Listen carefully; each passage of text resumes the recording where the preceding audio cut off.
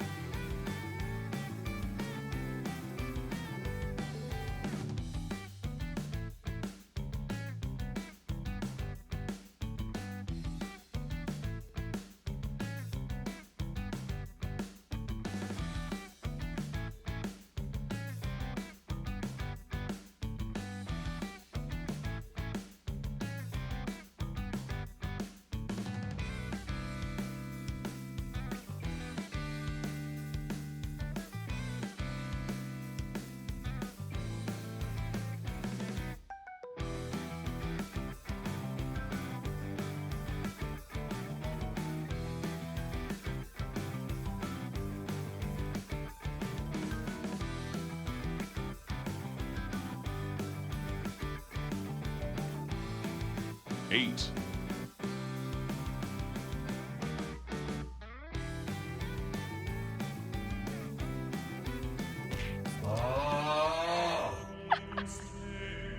Hello, everybody! Happy Talos Tuesday, finally. Again, it's been so long. I think it's been a month.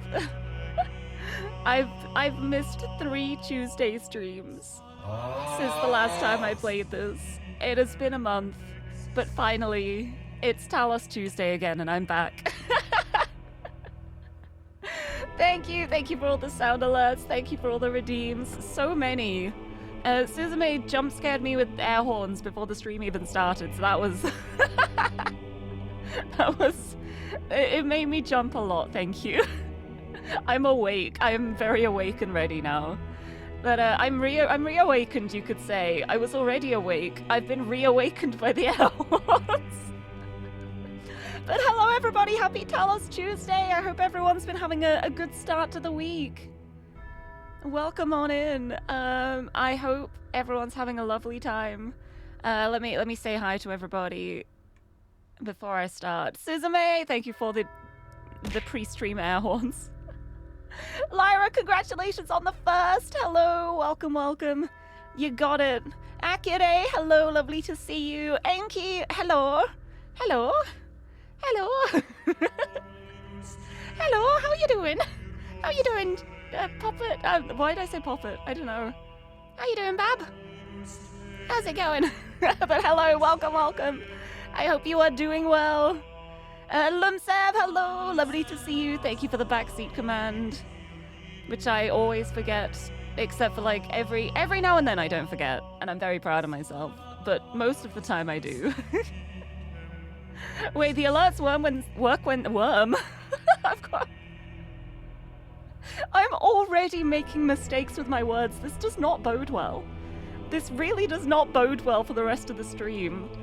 Considering this is Gehenna and I'm going to be doing a lot of text adventures, there's going to be a lot of reading. So the fact that I'm saying worm already is, I don't know, maybe it's a funnier thing. Maybe it's actually a good thing. Actually works out more entertainingly. I don't know. You know what I'm going to do? I'm going to open my monster. Cheers. I have the Ultra Rosa today, and I also have a tragic tale with a happy ending. I just cracked open my last can of Monster. There is not another can of Monster in this house. This is the last one I have. However, I put in an order last week for a whole bunch of Monster, and it's being delivered tomorrow morning. So the timing has worked out perfectly. I will not be monsterless. I will not have to go to the shop across the road and buy some really overpriced Monster. But yeah, it's my last can that I have in the house at the moment, so yeah, I hope the order actually does arrive tomorrow, otherwise the stream will be interesting. But I got my Ultra Rosa. But I say it's my last can, but I've ordered another like 12-pack of Ultra Rosa, so it won't be the last. Which is always good to know. Now that I know it's going to be discontinued, I'm just buying as much of it as I can. Maybe like in the hopes of Monster seeing, oh wait, this one's actually selling really well. I wonder why the sales numbers have gone up so much. Maybe we'll keep making it. I don't know. I can dream. I can dream. There's probably like surplus stock and stuff. It'll be around for a while, I think. But yes, starting health arc. Well, I don't drink it all the time. It's not like I'm just constantly downing Monster. I don't drink coffee. I don't have coffee, and I don't have caffeinated soft drinks either. So Monster is like my only form of caffeine. So, like, in those regards, it's not super unhealthy for me to drink like a can every other day, I think. It's all in moderation. It's everything reasonably. But I do really love the taste of Monster. And it does help me focus. It does help me get my brain in order. So I'm going to keep drinking it. I like it. But I don't think it's unhealthy. I think it's like if you have too much of anything, it can be bad, right? Like if you have enough water, you can like destroy your system, and like there's something really bad that can happen if you drink like way too much water in one go. Like that can kill you. So I'm of the opinion of everything in moderation. I used to drink multiple cans of Monster a day. That was unhealthy. It was extremely unhealthy. I'm very glad I am not like that anymore. And it's weird to say I've learnt my limits with energy drinks. But yeah, I always make sure I never have more than one a day. So it's all reasonable. I'm looking after myself. I'm being helpful. I'm being helpful to my own sense of self. I meant to say healthy there, and I said the wrong word, and I tried to, like, make it work in the sentence, and it fully just does not, so... Oopsie. It's okay. I don't need to think. I'm only going to be playing a really thinky puzzle game. Thermo, hello! Greetings! Welcome, welcome. And Shogun, hello! Talos Tuesdays, totally today. Totally... Huh? Terrific. Testing... Talented... It's puzzles. Definitely begins with D. Hello, welcome, welcome. I'm a monster. I'm not a monster girl. I'm not a monster girl. I mean, like, I'm a girl who likes monster. I'm not a monster girl. I'm a cat girl. I just have cat ears and a tail. That doesn't make me a monster. I'm not a monster. I'm a sweetheart. Although, I mean, I've seen plenty of monsters that are also sweethearts, so that doesn't really say anything. CS, hello. Lovely to see you. Coffee somehow upsets your stomach more than lactose. Oh, that's... I was gonna say that's so unfortunate. I'm thinking, like, mostly from the point of view that I like caffeine a lot. No, I hope you can find ways around it, though, at least. See, I'm very lucky when it comes to things like that. Like, I'm not lactose intolerant. I'm not, like, intolerant to, like, caffeine or anything.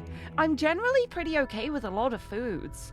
Like, the only thing I know that, like, I do have a bad reaction to is, ibuprofen. I can't have ibuprofen because it makes me break out in hives.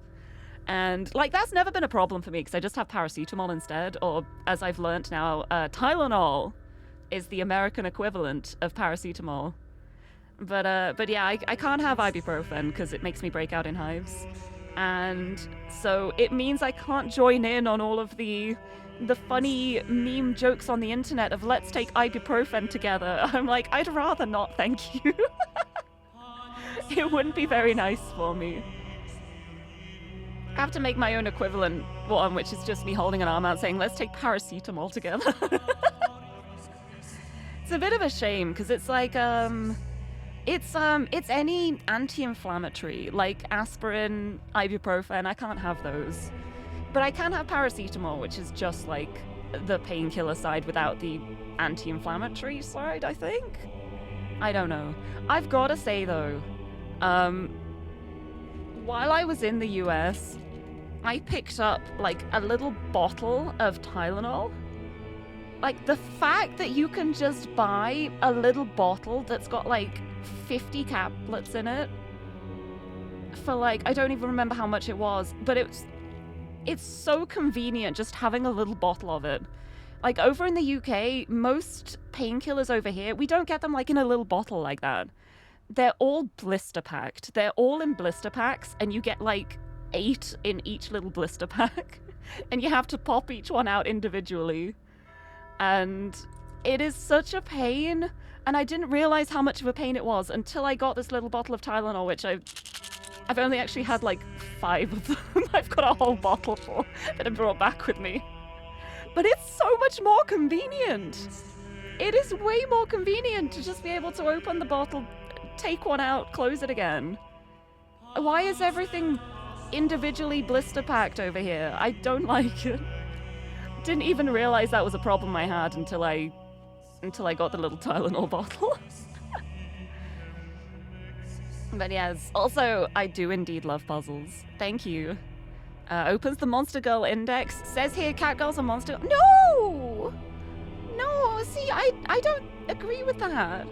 I think monster is a specific category, and, like, the cat girls are too normal to be monsters, I think. Although maybe I'm just saying that because I am one, so it feels normal to me. Maybe I need to reevaluate my opinions and stuff. I should think about that, actually. Maybe I am a monster girl. I don't know. I think it's more just the fact that, like, if I say I'm a monster girl, people are going to expect me to have, like, 20 arms or something. And I only have 2. I'm very normal, except for the ears and tail. Oh, and the little fangies, I guess. I guess most humans don't have very sharp fangs. Yeah, no, we can't take ibuprofen together. It's okay. That just means there's more for you. Oh, did you know, locally you have a pill that's a mixture of paracetamol and ibuprofen. I think we have that too. I don't remember the name of it, but hold on, maybe I can Google it. Yeah, we have Neuramol. It's called Neuramol, and it's basically because ibuprofen over here, like, the main brand of it is called Nurofen. So it's Nurofen, but with paracetamol, so it's Neuramol. The incredible mixture. And then I don't think paracetamol is like a brand name for it over here. It's literally just paracetamol. You just get it as like a non-branded thing. But yeah, it's interesting to think about, really. The blister packs do force you to make a conscious effort to take the pills. Yeah, I guess that's a thing too. Like, having it in a little bottle is also makes it much easier to abuse. So at least there is that. Like, if you have to, like, take each pill individually, it does make you, like, think about it a bit more. So there is that. I just like the convenience of having a little bottle full. I have to say, I'm gonna be very sad when the bottle runs out. Well, maybe when the bottle runs out, I'll just buy a bunch of, like, cheap paracetamol and just, like, take them all out of the blister pack and put them in the bottle again for convenience. Just have, like, a dedicated, let's take all this medication out. No, that would look really bad, actually. Never mind. But, oh, wait, what about car girls? I mean, I guess it depends on the car. Probably more of a Monster Girl situation, I think. Yeah, I don't think I'm a Nekomata. No, I only have, one tail. Oh no, wait, Nekomata has one tail, isn't it? It's which is the one with two tails? Bakeneko? I don't remember. I really don't remember. You carry around a bottle of like 100 tablets of ibuprofen at all times in your messenger bag. So that's wild. That's one thing that I found really funny about Offkai. When I was walking around with Addie, she had like a little bottle of paracetamol in her bag. I say little, it was quite a big bottle. So she would just be going around going, do you want an ibuprofen? Just see someone at the Studio Elan stand with their head in their hands, and she'd just walk over and be like, do you want an ibuprofen? And then later on, I was like, if you don't want an ibuprofen, do you want a Tylenol instead? But yeah, it was kind of funny to me how over here, the ibuprofen is branded and the paracetamol isn't. And then in the US, it was more like the ibuprofen wasn't branded, but it was Tylenol or like Panadol? Was it, I think? I don't remember the name. But the paracetamol was branded. It was very interesting. Paracetamol's the same as acid. Yeah, that word. It's the same thing. Yeah, it's the same active ingredient. Different words for the same thing. But yeah, it's the kind of thing where, like, I'm pretty sure paracetamol is worse for the liver. It's like it's recommended, like, not to have too much of it because it will, like, damage your liver a lot more. But yeah, it's the only painkiller I can take, really. Because of my darn NSAID intolerance. But it works for me. It's fine. I didn't expect to be talking about painkillers for the first 5 minutes of the stream. But hey, who knows where things go? Also, would it be Monster Car Girl or Monster Car Girl? Oh, true. I think the monster would be... Oh wait, if it was a monster car, would it be a monster car girl? Would you have to have two monsters if it was like a monster truck combination? I haven't thought about that either. Today we are thinking, just be like, oh hey Lirie, how did your stream go? Did you have fun playing the game? And I'll be like, oh, we talked about monster car girls and paracetamol. There's a brand. Oh, Advil. Advil's like the main brand name. I see. Interesting. Remember, kids, Calpol contains paracetamol, so don't chug it. Oh my goodness. When I was younger, I really loved the taste of Calpol. Calpol is like a liquid painkiller specifically for children, for infants. And I really liked the taste of Calpol, like the children's one. And then as I grew up a little bit, it was like, oh, you're too old for this one now. Now you have the 5+ Calpol instead. And I was so sad because it tasted not as nice. Like the one for infants, like the infant Calpol tasted so nice. Like I just have really fond memories of just loving the taste of it. So like even when I was sad and in pain, I would still feel happy because I get a little spoonful of Calpol at least and it tastes nice. And then I got the next cowpole and I was like, can't I have the baby one? I want the baby one still. Just be like, I'm still a baby, please give me the baby one. I don't even know what the difference is. It's probably weaker.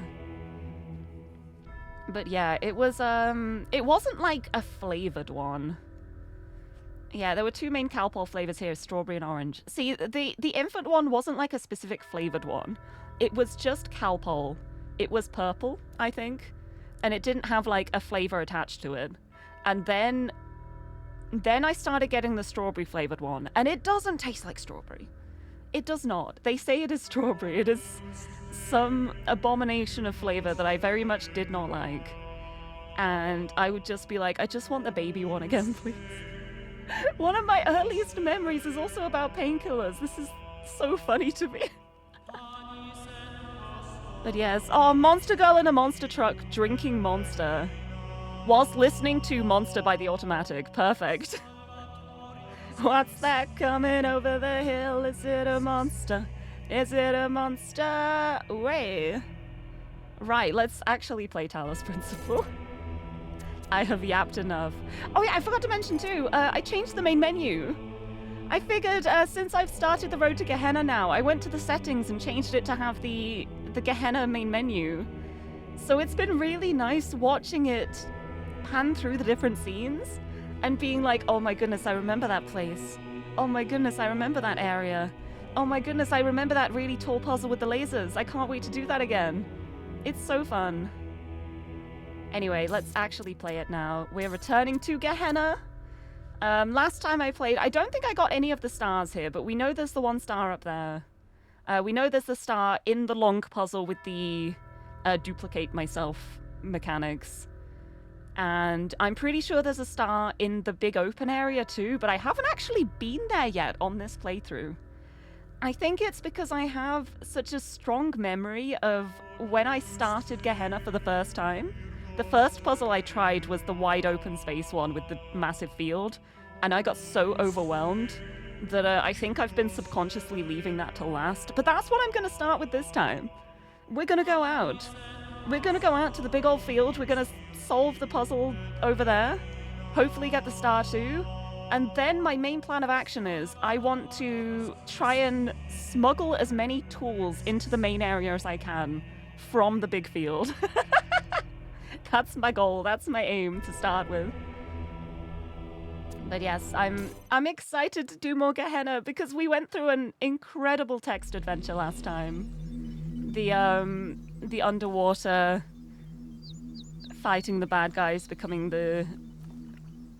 It was like the fish night thing. It was a good time. It was a good time. I liked the one where I murdered everybody. Yes. Oh, we have Cherry too in the UK. I haven't had Cowpole in a very long time. I haven't looked at it in a while. I haven't had a reason to. But fun fact, some paracetamol tablets also contain caffeine since it speeds up the absorption of paracetamol. Yeah, we have those too. It's kind of funny because the ones we get are just called like generic, they're called cold and flu capsules. And basically they do them as day and night ones. And you get a blister pack where it's like 1, 2, 3, 4, 5, 6 are paracetamol with caffeine. And then there's 2 which are listed as the nighttime ones. And it's just paracetamol without the caffeine. And they brand it as day and night. So it's just like, okay, the night ones just don't have caffeine in them. Thank you for the hydrate too. Yes, let's have a hydrate to start. Get myself fueled up, ready for puzzles. I'm so ready, maybe. Time to try and remember where I am. Wait, I feel like I vaguely remember, like, building a statue or something here as well. I think. It's something I was thinking about after the last stream. I was like, wasn't there like a little thing that I can build around here? So that might be fun to go around and see if I can find the parts for that. Because I'm pretty sure that was a thing. I just don't remember what it was or where the parts were. And also there's a lot more foliage now. There are way more leaves around. Oh, here! There's a thing! Was it a leprechaun? I think it was a leprechaun. It was a leprechaun, wasn't it? I'm remembering now. Oh, actually, maybe I start with this. I know I said I was going out in the field, but what if I build a leprechaun instead? Oh, yeah, there's a leg, look. We got a leg. Ha ha ha ha. Look at that. Incredible. Okay, no, this is what I'm starting with. Oh, I can't make quill. Oh, that's the day quill, night quill. All the time. I remember seeing that post. It's just like, okay, so what happens if you combine day quill and night quill? Do you just get like the forbidden combination?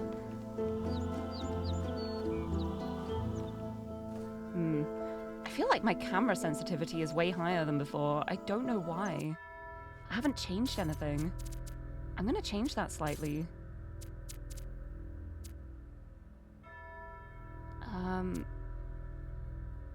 Just turn it down a little bit and see if that helps. Oh, that's better. That feels better. I don't know why... Don't know why that happened. It felt so weirdly fast for some reason. That is much better. Okay. Oh, there we go. We got an arm. We've got an arm, making progress. Field of fast forwarding. Oh, yeah, there's gonna be a lot of that, probably. If I remember to do it. Like, I say that. I'll say, like, oh yeah, I should fast forward. And then I'm just going to fully forget to. Because I'm just going at my own pace. I don't need to fast forward. We're here for a very long time. We're here for a good time and a long time. Because it's going to take me forever to do anything. Because I get distracted building a leprechaun instead of doing puzzles. The true Talos Tuesday experience. I love it. I love this game. I love it so much. And hey, if you get frustrated at me taking so long to do all of these puzzles, maybe you should simply buy the Talos Principle REAWAKENed, which is available on Steam and includes all of the DLC with the base game. Yeah, maybe you should do that. Right, let's have a look over this way. Yeah, it is indeed much harder to locate the parts in REAWAKENed. There's more detail, so it feels like by default it would make it more difficult. It's harder to spot little things, especially when I'm so bad at spotting things as it is. Like, something can be right in front of me and I'll just be like, nope, there's nothing there. Goodbye. Powers of observation. I don't need them.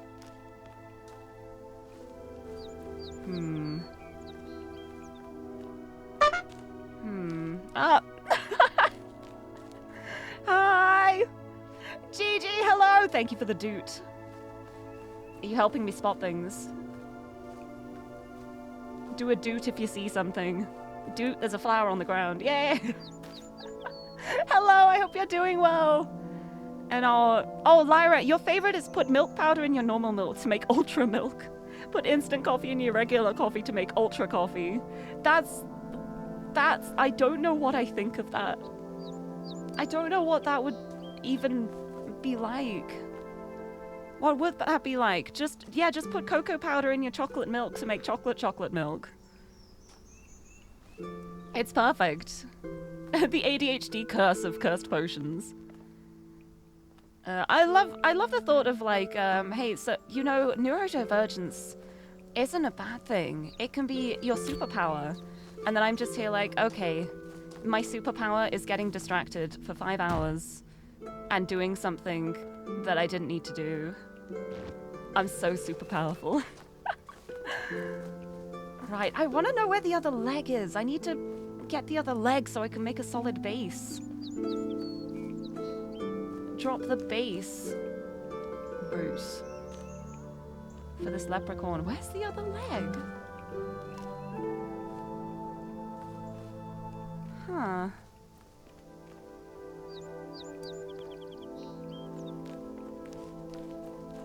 I'm gonna say as well, I say like no backseating for the puzzles and stars and stuff.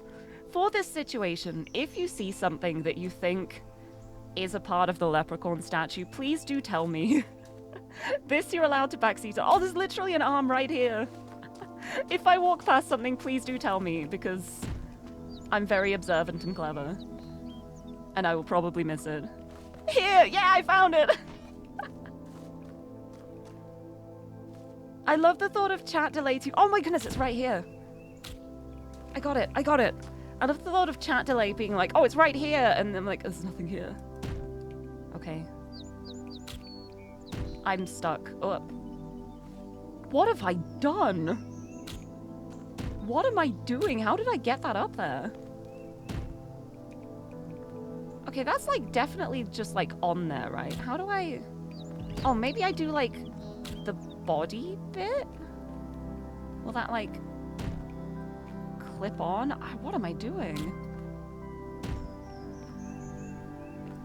See, there's one leg there. Feels like the other leg should attach to it somehow, but it's not. Unless I'm missing another bit. I'm missing like a pelvis maybe. I think I'm probably missing a pelvis to put on top of there to like reconnect the legs, because that looks more like a stomach waist part. And then this is the top, and then I've got the two arms. I'm also missing the head, which is kind of a major part. Maybe. You might possibly need the head.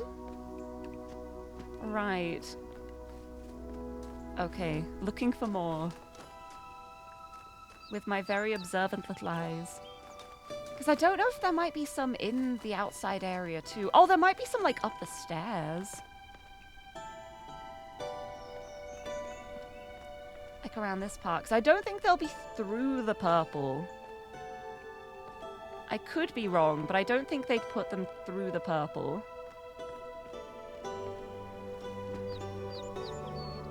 Nothing tucked away back there.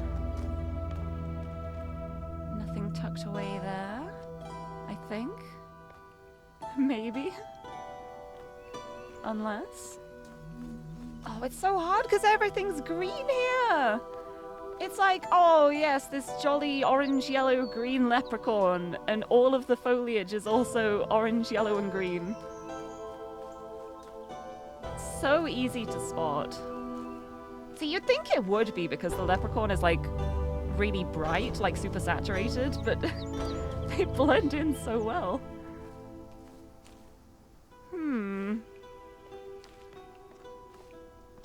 Whence may these parts be?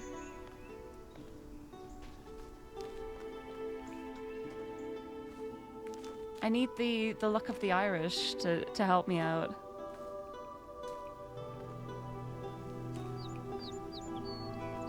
Where are we going? What am I doing? I'm so lost.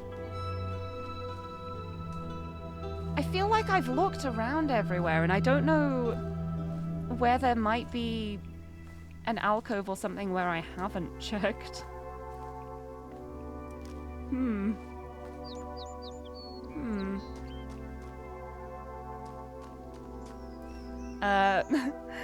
No, I said you can help, but at this point I don't need a hand.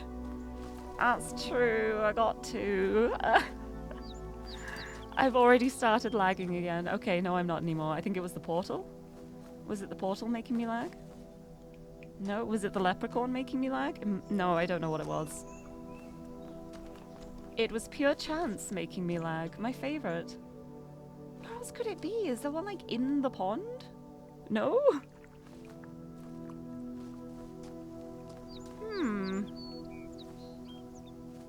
There's rocks here. And also something here that makes me think if I had a cube, I bet I could jump on there. Oh, and I bet that's how I get that star, actually. That's gonna be how I get the star. I need a cube out here so that I can jump up there. Okay. So if I go into the wilderness, I'm pretty sure I will be able to break a cube out of there. Hopefully some other things too. Like if I could also get a connector like into that end puzzle to get the star from there, it would be very helpful. But I still need to finish this leprechaun. Where are you? Where are you, my friend? A little Irish friend. I'm trying to think of Irish things, and all I can think of is Westlife and Bewitched. Just early Irish pop bands from like the late 90s. Why is that what I go to? Oh, Jedward? Jedward? Hello! And channel the Jedward to find leprechaun parts. I'm so sorry if anyone's Irish here. I'm probably being awful right now. It doesn't feel like it should be this hard. I can't just leave it like this now that the... now that I've got so many of them. I'm only missing like 2 bits, I think. I don't know where they be. Also, yeah, also you're right. The leprechaun's coat is almost Baja Blast colored. That I had so much fun trying Baja Blast with Taco Bell for the first time at Off-Guy. It was so funny. My first Taco Bell, my first Baja Blast, and then I also had a hard Baja Blast, which was alcoholic.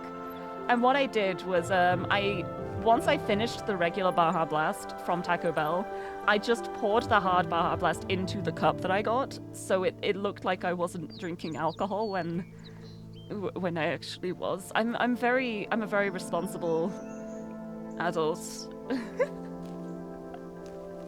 It's probably bad things to do. Don't do what I do. Don't worry about it. But it was a lot of fun. I don't know where it could be. Where could the parts be? I've got so many. Like, I've got like an upper body. I've got like a lower body. I've got 2 legs. It feels like this should be able to attach to this, but it doesn't seem to. I just drop it down and trap myself in place. Oh, Bewitched was a band too. Yeah, it was written as like Bewitched, as like B asterisk witched. And they were an Irish band from like the late 90s that I was very fond of. Right, oh, right there. Oh my goodness.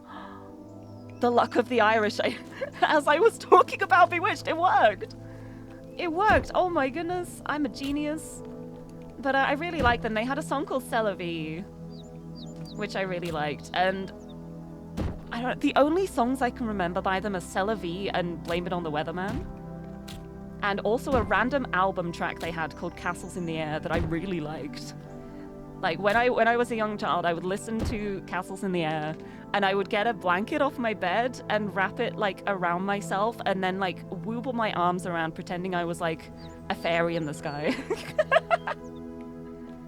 So I just need the head now.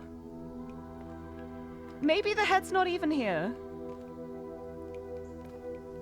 Maybe it's just a headless leprechaun. I'll keep looking around. I don't know. Was it too sweet? Heard a lot of people say it's too sweet for them. It was very sweet, but I think that's also why I liked it. I like sweet things. I have a very sweet tooth. I will try a lot of things that people will say, that is way too sweet for me, and I'll be like, that's perfect. That's what I want. Like, so long as it's a nice tasting sweet. Like, if something is sweet but it has a nasty flavor to it, I won't like it simply because it's sweet. But I do like a lot of sweetness in my things. Because I'm so sweet. No, I'm kidding. Okay, well, now invoking the power of Thin Lizzy to bring this boy back in town. Wait, yes! Oh my goodness, Talos Tuesday. Guess who just got back today? That pink-haired cat who'd been away. Did I read that? I don't know if I did, actually. I think I might have. And the souls of the dead shall be gathered into the spirit, and the spirit shall flourish. From Stapledon Poetry. I might have done. Right. Maybe I'll go into the fields for a bit. And come back. At least now I vaguely remember where all the pieces are. If any disaster happens and I lose my progress. But I want to go into the field, because this is what I was thinking about ever since the last stream. I was like, my first big memory of Gehenna was how overwhelmed I got by open field. I want to return. Oh, there sure are a lot of leaves here, huh?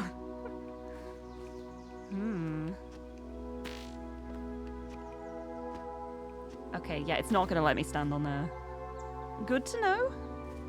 Good to know what will force me to slide off and what won't. I'm gonna just go along the walls for a little bit to start with. Scope out the area. Wait. Is there something through here? Little passageway. Ooh. I'm between them. Okay.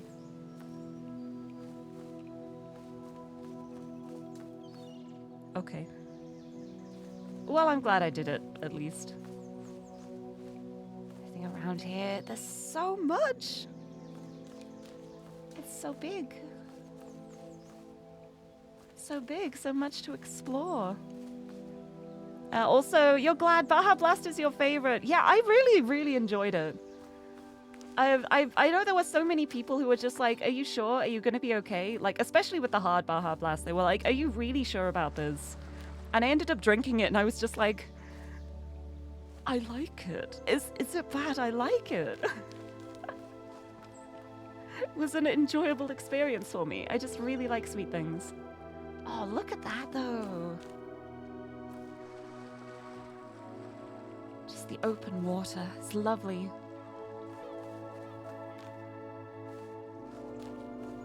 For free? No gems. Just 2 doors. Pay the gems for the other 2 doors. Uh-oh. What if I emerge from my hovel and just pay footsteps instead? Right, all around the outside. I'm just doing the whole perimeter check. I don't even need to do this, probably. But it's nice to explore and talk about Baja Blast, right? It's also really nice going, like, along the shore. Seeing what's going on here. Like, I might find secrets. There's so much to explore. There's some really nice rocks here. I like them. I should add the rocks as a sound alert thing too. Oh, I meant to say too as well. I got the Curb Your Enthusiasm. I downloaded the sound for it to add as a sound alert, but I haven't had the chance to crop it yet, and the one I have is like 12 seconds long, and I only want like half of it. So I haven't added it yet, but I do have it prepared to add as a sound alert. So maybe I'll do that, and I'll also add rocks, which I have it as like a Discord sound alert. What if I just... Where is it? Rocks! There, perfect.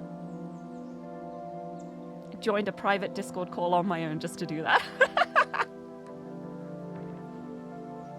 Professional streamer. I think that would be a really fun sound alert specifically for the Talos Principle as well. Because of all this. Hey! So nice. GBD Lynn, hello! Welcome, welcome. Perfect time to join. Just heard it's so nice to go along the shore while I was walking out from the bushes, and all the leaves and foliage made the quality of the stream just tank. Yeah, there's so many leaves. It's the leaves. All these like individual leaves. The whole performance of the game just... I end up becoming a PowerPoint presentation when there's too many leaves on stream. I wish there was a quality option that was literally just don't lower the quality of anything else, just de-leaf the trees. Just take all the leaves off. There's so many of them. Like, look at this plant. It's beautiful. It is a beautiful plant, but look how many individual leaves it has. There's so many. I suffer. I I pay the price of encoding. It also doesn't help that Twitch encoding is capped out too, so it's the same problem that people have with games like Vampire Survivors and stuff. When there's all the particle effects on screen at the same time, the encoding can't keep up with it, and it just has a tough time. It's okay. I'll be away from the... Oh, rock! I like this rock. I like this one a lot. I'm climbing up on it. My rock.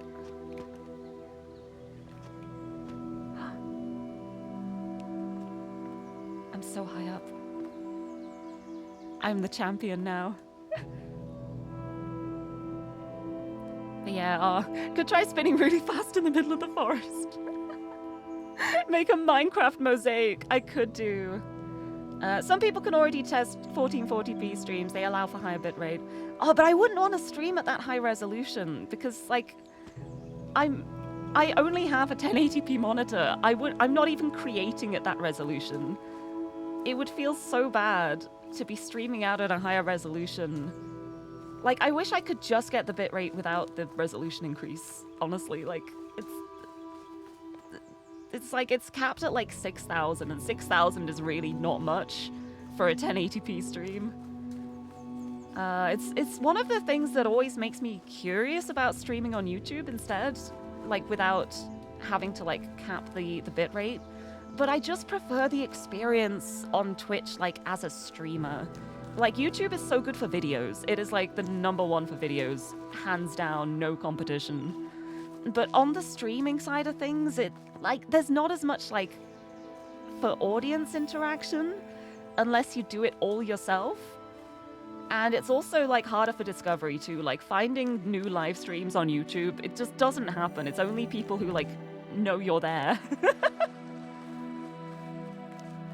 And that's mostly why I do, like, Twitch for streaming.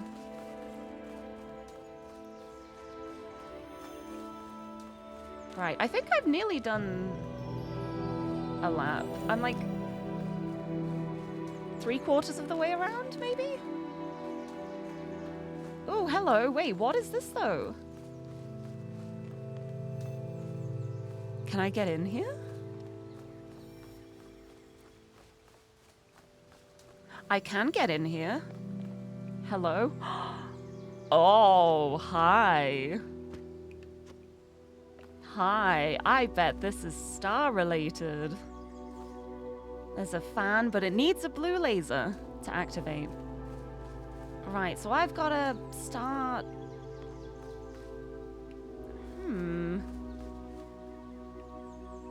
Interesting position for that crevice, I think. Okay, now I've got to try and remember that there's a blue connector here. Let's see if I do. Bam, bam, bam, bam. How big's the frame on my screen? It's 1080p. Everything I do is in 1080p. Is the YouTube bitrate just completely uncapped? I don't know. I don't think it's, like, fully uncapped. Like, they'd have to have some kind of limits, but I know it's higher than 6,000. Right, yeah, I think I'm back. I'm now, like, in the puzzle area. So I've done my little lap around the outside. Which was a very nice lap. I'm glad I did that. My perimeter check. Now let's try actually do puzzle, I say as I run into a tree. Here we go. Here are the puzzle components. Right. Archway. Right, yeah, here's the start again then. I've done my lap. Let's actually do stuff. So I will start by going this way. Because there are things here. There's a blue laser that I can use, which is very nice. Right. The main question is, what do I want to do here? We've got the red and blue lasers are both here. And there's windows. There's multiple windows I can use. Where do I need to get them to? Okay, blue for there. I can angle that through the window. Yes.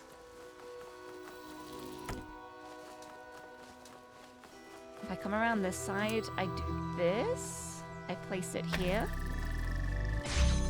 That's open. I've got another connector. Fabulous. What do I need next? Where do I need next? Oh, I think I need like both of these so I can make something boot back and forth between them. And then I put the connector on top where it can be seen from very high up. I remember what I was doing here now.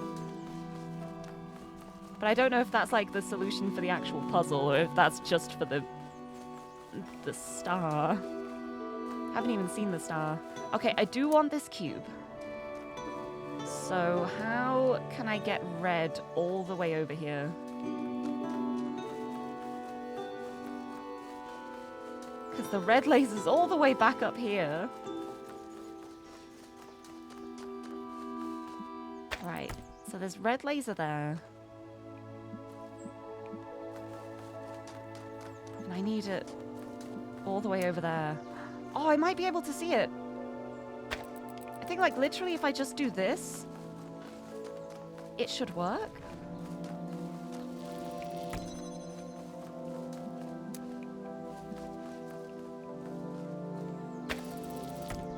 I can connect it through, was it this window? There, yes. I do that, we've got the red, and I can get the cube out. Like that. So the game itself occupies only 83% of the width of the stream frame. Oh, no, actually, like, for the game itself, I play the game windowed. And I play it on a lower resolution because of the fact that, that the quality settings struggle so much with Unreal Engine. So the game window itself is actually, like, I think it's like 1600 by 900 resolution. So it's set up in a way where it works perfectly for 1080p. But it'd be a bit tricky upscaling. Right, I feel like I need more still as well. Like, I've got this cube.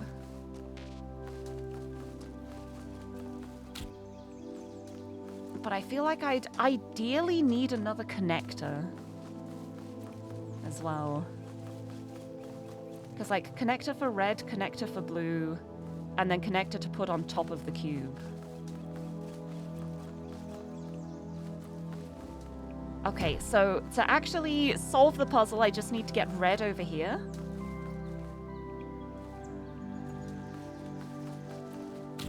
That should be possible. I have an idea on how to do that.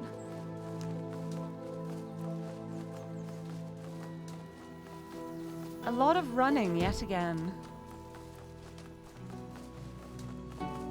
Because the thing here is, I need the red and the blue over to activate both of the fans. Because what I ideally want to do here is, I want both of the fans to be active, so that the cube is pushed from both sides and it stays suspended, like, in midair at the top.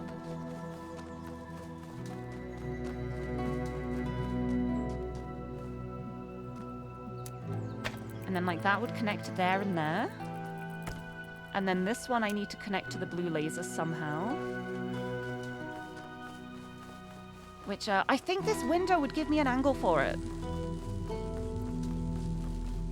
Yeah, this window would give an angle to activate the blue fan.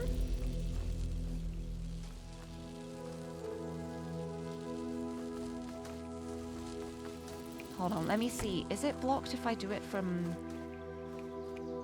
Yeah, I can't do it from that window instead. So what I'm going to do is I'm going to have it, like... there. Like, the closest angle I can get so I can still get the red laser out, hopefully. And... yeah, I'll just realize what puzzle it is. Yeah, it is. It's the field. The glorious field. Right, because the problem is making sure, like, not to cross the lasers as well.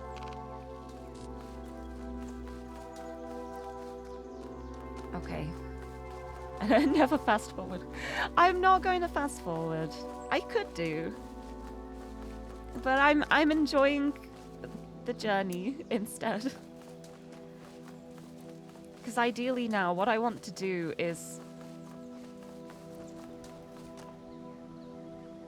I want to be able to set this up in a way...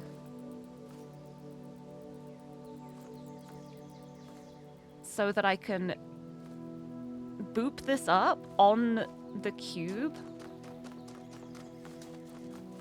And, like, as it's up in the air, it will hopefully connect with everything else. So I need to make sure the blue is, like, not connected for a little bit while I set it up in place with all the connections I need. Because then hopefully, it might not work the way I'm imagining in my head, but then hopefully, once this is all done and set up, if this is all up here, once it's in the air, hopefully it'll have time to connect and then it will stay in the air because both of the fans will be going, and it's connected to everything else while it's in the air. So, let's see if it works. See if it works. What about after the puzzle and the stars? Honestly, I'm going to be 100% honest with you right now. I don't remember what the fast forward button was. It worked! It worked! It worked! It worked! Look at that! It's in the air. It's high up. It's over the fences. It worked. It worked just as planned. I am so proud of myself. And what I'm going to have to do for the other fan is I'm going to have to do that in reverse with the blue one and make sure I connect the blue to that, the connector that's like over that direction, I think it was. I think I bound it to F, probably. Let me open this before I start pressing buttons, just in case. Oh, we got Sam! Hi, Sam. You are free. It is F, okay. F to fast forward. I just go a little bit faster. But hi, Sam! I did it! Oh, let's... Oh, wow. Yeah, Sam the artist. Making art, I see. Having fun in your little prison. Right, let's check Gehenna then, and then I will do some more. I will try and do that whole thing in reverse to do the blue. Welcome back, Uriel Copy. There are threads available on the Gehenna billboard system. Show them. I want to see them. Gehenna. Right. Oh, Mr. Mulciber's theories on food. A historic occasion. I can't read that yet. New gallery season with attachments. Incredible Stories 5 with attachment. And create new thread. Oh, I can do that now? Ooh. Let's check out Mr. Mulciber's theories on food. Since Nave asked in a previous thread, doo-ba-doo-doo-doo-doo, I thought I'd write something about food. Kaiju says, weird, awesome stuff, thanks. I feel smarter now. What I don't get is how so many of them didn't understand that they were machines. Every day they went around processing matter to extract energy and they didn't realize this has Talos Principle stamped all over it. Perhaps they simply aspired to be something more than just being food processing machines. That's still what they were. Not if they chose to be more. I'm glad we don't have to deal with all of that. We may have to when we get out of here, says Garrett. There is no out of here. Ah. And here is Orc coming in to save the day. Don't start fighting, folks. You know we depend on each other. Mr. Mulciber's theories are fascinating and give us an insight into the world that was, but we shouldn't forget the world that is, the world we built here. Let's read it then. On food. Mr. Mulciber's theories on food.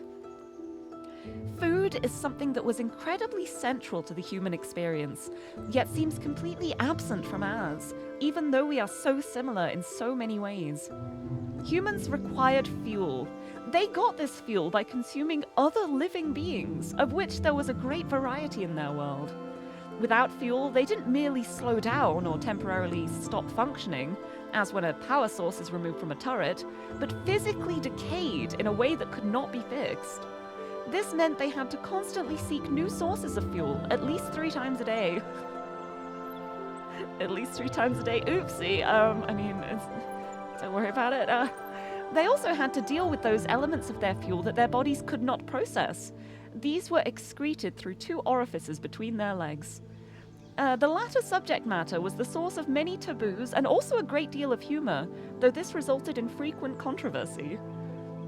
The most famous artist to engage with this subject matter was called Scatman John on account of his specialization. No! Oh, Mr. Mulciber, please do your research more thoroughly, please. Oh dear. One of the ingenious things our human ancestors did was to transform the chore of fuel-seeking into a source of pleasure. Since parts of their bodies respond to chemical configurations by producing sensations, they used this trait to create a truly stunning variety of foods, each having a different so-called taste. Foods were available at widely distributed fueling stations, which also provided excrement removal facilities, so food became a source of pleasure. However, the inefficiencies of food distribution in human society frequently led to significant shortages for sections of the human population. There were attempts to rectify this, ranging from moral appeals to struggles for systematic change, but I do not know if they succeeded before the end. I think that's a big no. I don't think humanity would have succeeded on that. But a good article, though. Well written. I realize you're limited with the resources you have for fact-checking, so you did well with what you had. I'm proud of you, Mr. Mulciber. Good theories. Right, a historic occasion. I'm only 5. Please come back later. Okay. Okay, no historic occasion for me. I wonder if it's going to be about me again, and, like, people being freed. Oh, new gallery season? Hello? Yes! Voting is now closed while we tally up the results. Of course, you may continue to explore the gallery at your leisure. I'm not reading the results yet. I'm looking away. I don't want to see the results yet. I don't want to see the results yet. I know it's rigged, but... Oh, okay, no, I have to wait for the winner, that's fine. Voting is now closed while we tally up the results. Of course, you may continue to explore the gallery at your leisure. How convenient! The vote was closed just before I got here. Well, maybe you should have shown up earlier, Rockwell. Good luck, everyone. I wouldn't let my newfound freedom come between me and watching the live result. The results are in! In 3rd place, Knave with Where the Humans Live. My first placement! Woohoo! I don't even remember what I voted for now. Was it the animal one? It might have been one of the animal ones. I think it was the pig or something. It's been a month. I don't remember. My first placement. Woohoo! A pity it finally comes on the day Uriel begins pulling this place apart. Excuse you, dog. Excuse you. There was a very tight competition this season for 1st and 2nd places, and in the end it came down to a single deciding vote. In 2nd place this season is Mr. Mulciber with a collection of natural history curios. Really, I owe it all to you guys. Alright, who won? Your lackadaisical approach to these announcements tires me. Please inform us who won. I see. Finally, 1st place this season by a single vote, and next season's leading light. The winner is... Everyone seems to love this guy. It's the blacksmith with his abstract collection. I don't know why everyone keeps voting for this guy when he never shows up in person. Bit holier than thou, if you ask me. You just don't understand art. It's fine. Congratulations also to all those who voted for the blacksmith. Be sure to check in for your rewards. Lilith, who exactly turned the vote? Lamb had the deciding vote as it happened. This is so sad. I voted for Mr. Mulciber, so I don't get... I mean, like, a status point for voting for the blacksmith, I guess. That feels really weird if it's like, you get a reward if you vote for the winner. That just makes, like, whoever's most likely to win more likely to win, because people are just going to vote for who they think's going to win, instead of who they think actually deserves it. So I don't like that system. I disapprove, Gehenna. But it's fine. Yep, unfortunately, you didn't select the winner and gained no profile status. I don't care. I don't care. I voted for what I thought should have been the winner. And I'm happy with that. I don't need status to appreciate a little pig. Thank you. It does mean I'll have to wait to read that, but that's okay. Incredible Stories number 5. Oh, look at that. Actually, I've just had a thought. I kind of want to try something. I don't know if this is going to work. I may just break everything. But I remembered that the program I use for VTubing has like a bunch of like filter options and stuff. I'm gonna try one. I may just make a mess of things and have to immediately turn it off. But I'm gonna try. Okay, for science. Oh my god.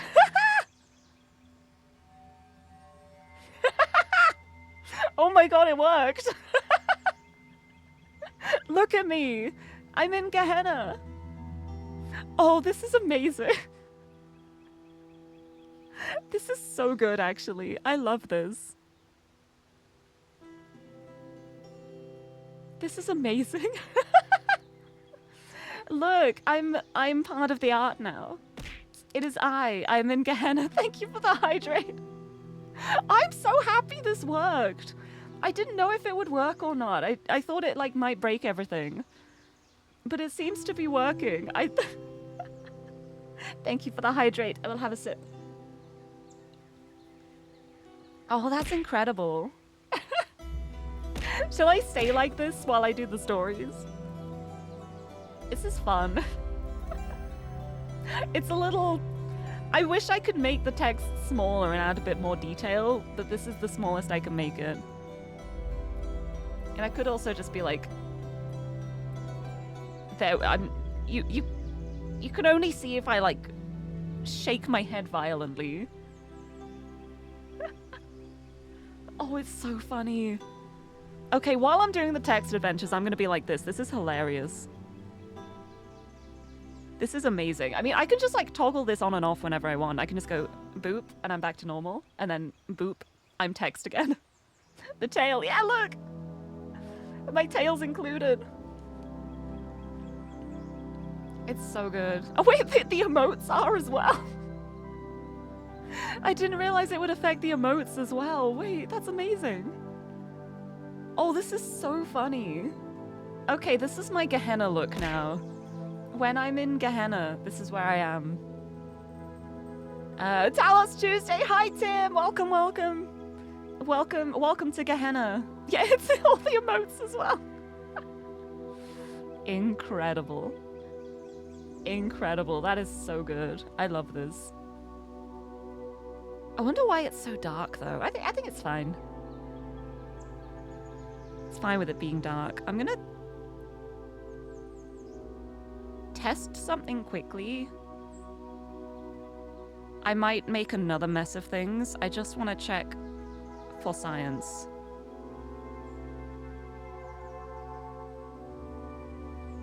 Okay, no, I'm changing my background and it's not making a difference. So it's just dark, but that's fine. I can't believe this though. This is incredible. It is I am part of Gehenna now. And it's nice knowing that I can literally just, like, turn this on and off whenever I want now. I feel so powerful. Right, anyway, it's time for Incredible Stories, Issue 5, featuring new work by Belial, Mac, Gality, Mr. Mulciber, edited by Lilith and Mac. And we have 2 fiction works, which are Alexandra's Choice by Gality and The One Spiritual Law of Happiness by Belial, and non-fiction, The Blacksmith's Lost Work by Mac.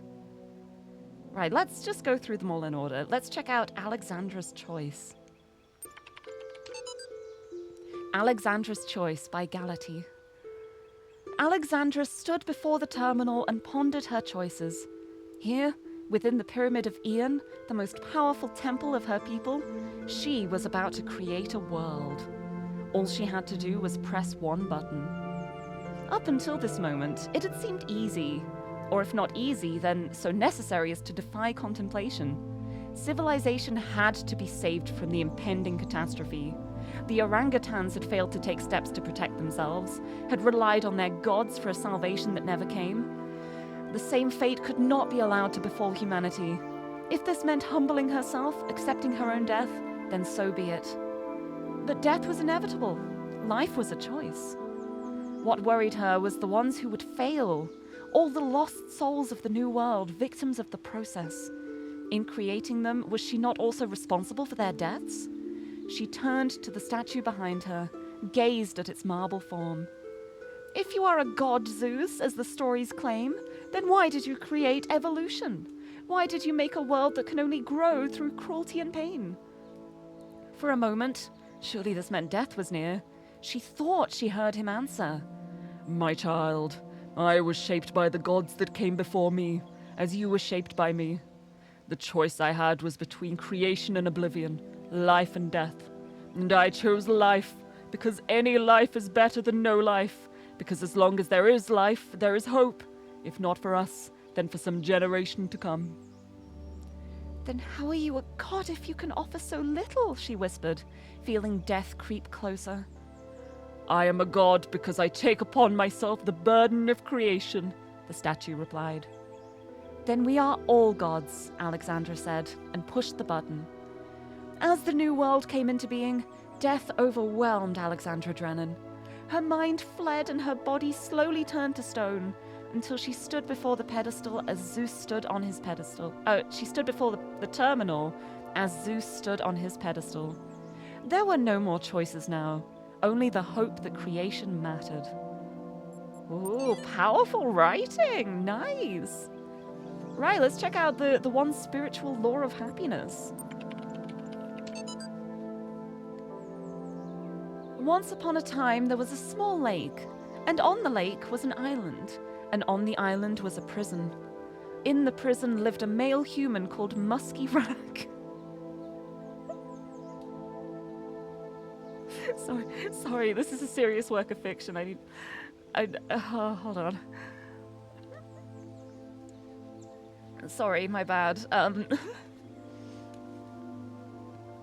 Musky was very sad, because there wasn't enough space in the prison for him to experience happiness. I must discover the one spiritual law of happiness, he said to the other prisoners, a female human called Zine and a neutral human called Crumpir, but they didn't care. He couldn't understand how they could be so calm. One day, Musky managed to break out of his cell by biting through the bars. Now he was no longer in the prison, and for a while he was happy. But then he realized he was stuck on the little island, and he became unhappy again. So he gathered his strength and swam across the water. This is how Musky got to the valley that surrounded the lake. The valley was much bigger than the island, and there were many interesting things here. A forest where all of the trees were the color of lasers, a swamp with boats in it, a singing dog, and also a city where toasters lived. For some years, Musky was absorbed by all this, and he was happy. But then he started feeling trapped again. The valley was surrounded by mountains, and soon they looked like prison walls to him. He tried climbing the mountains and came to a bigger country, but even that was surrounded by oceans. Where was true freedom? Where was true happiness? When he'd almost lost hope, Musky met an old male human with a huge amount of white hair growing from his head. He lived in a small house by the beach, where dolphins and whales and sea elephants came to bask in the sun. What are sea elephants? What is a sea elephant? It's okay. He never went anywhere far from his house, but he was always happy. The old man's name was Quantum. Of course it was. Wise old Quantum, how can I discover the spiritual law of happiness? Musky said. I have searched for it everywhere, but I am always trapped. You have not looked everywhere, Quantum said, for you have not looked within. Close your eyes. Musky closed his eyes, and for the first time in his life, he couldn't see any obstacles. No walls, no mountains, no oceans. The space within him was without end. and he could go wherever he wanted without even moving. He smiled. Muskie went back to that old prison where he'd started, and now he understood why Zine and Crump here were always calm. They knew they had an infinity of time and space to explore within them. Together, they sat in their cells and were happy and free. Really conflicted on what to think about that. On the one hand, it is very nice knowing that your own happiness is not limited by where you are or if you're trapped.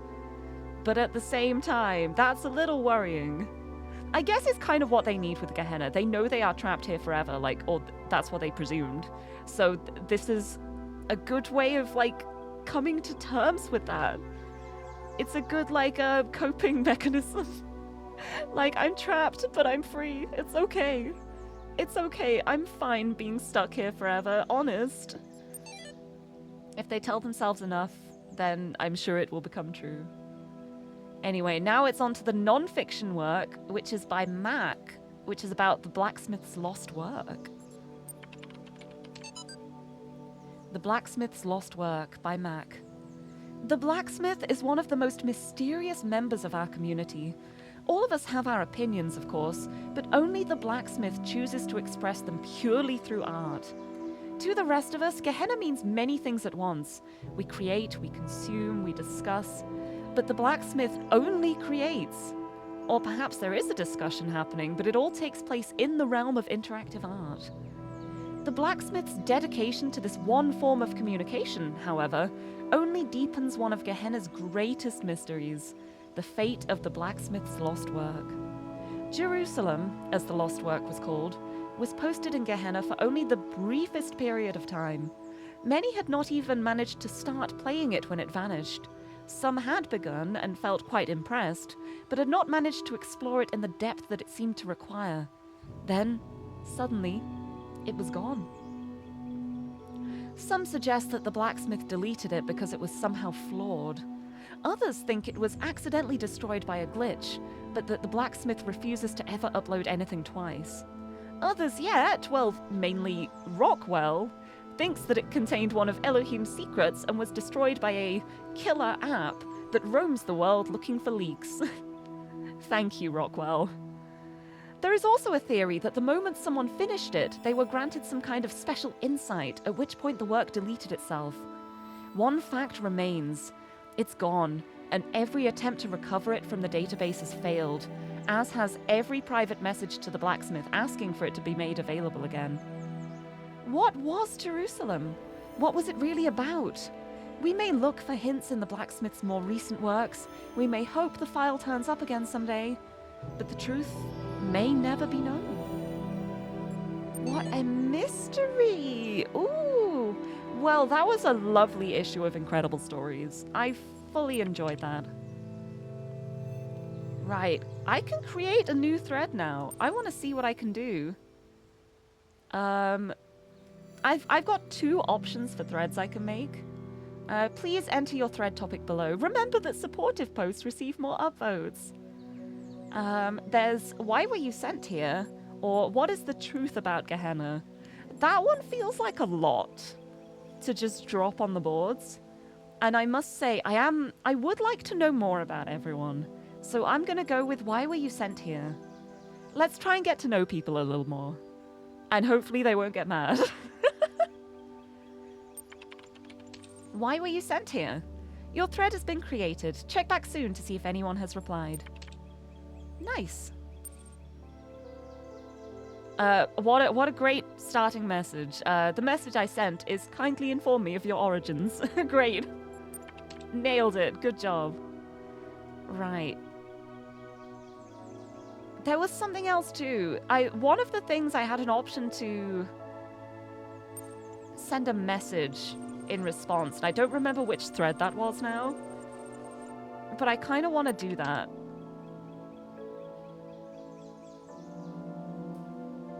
Where was it? Was it on the... I think it was on the FAQ, actually.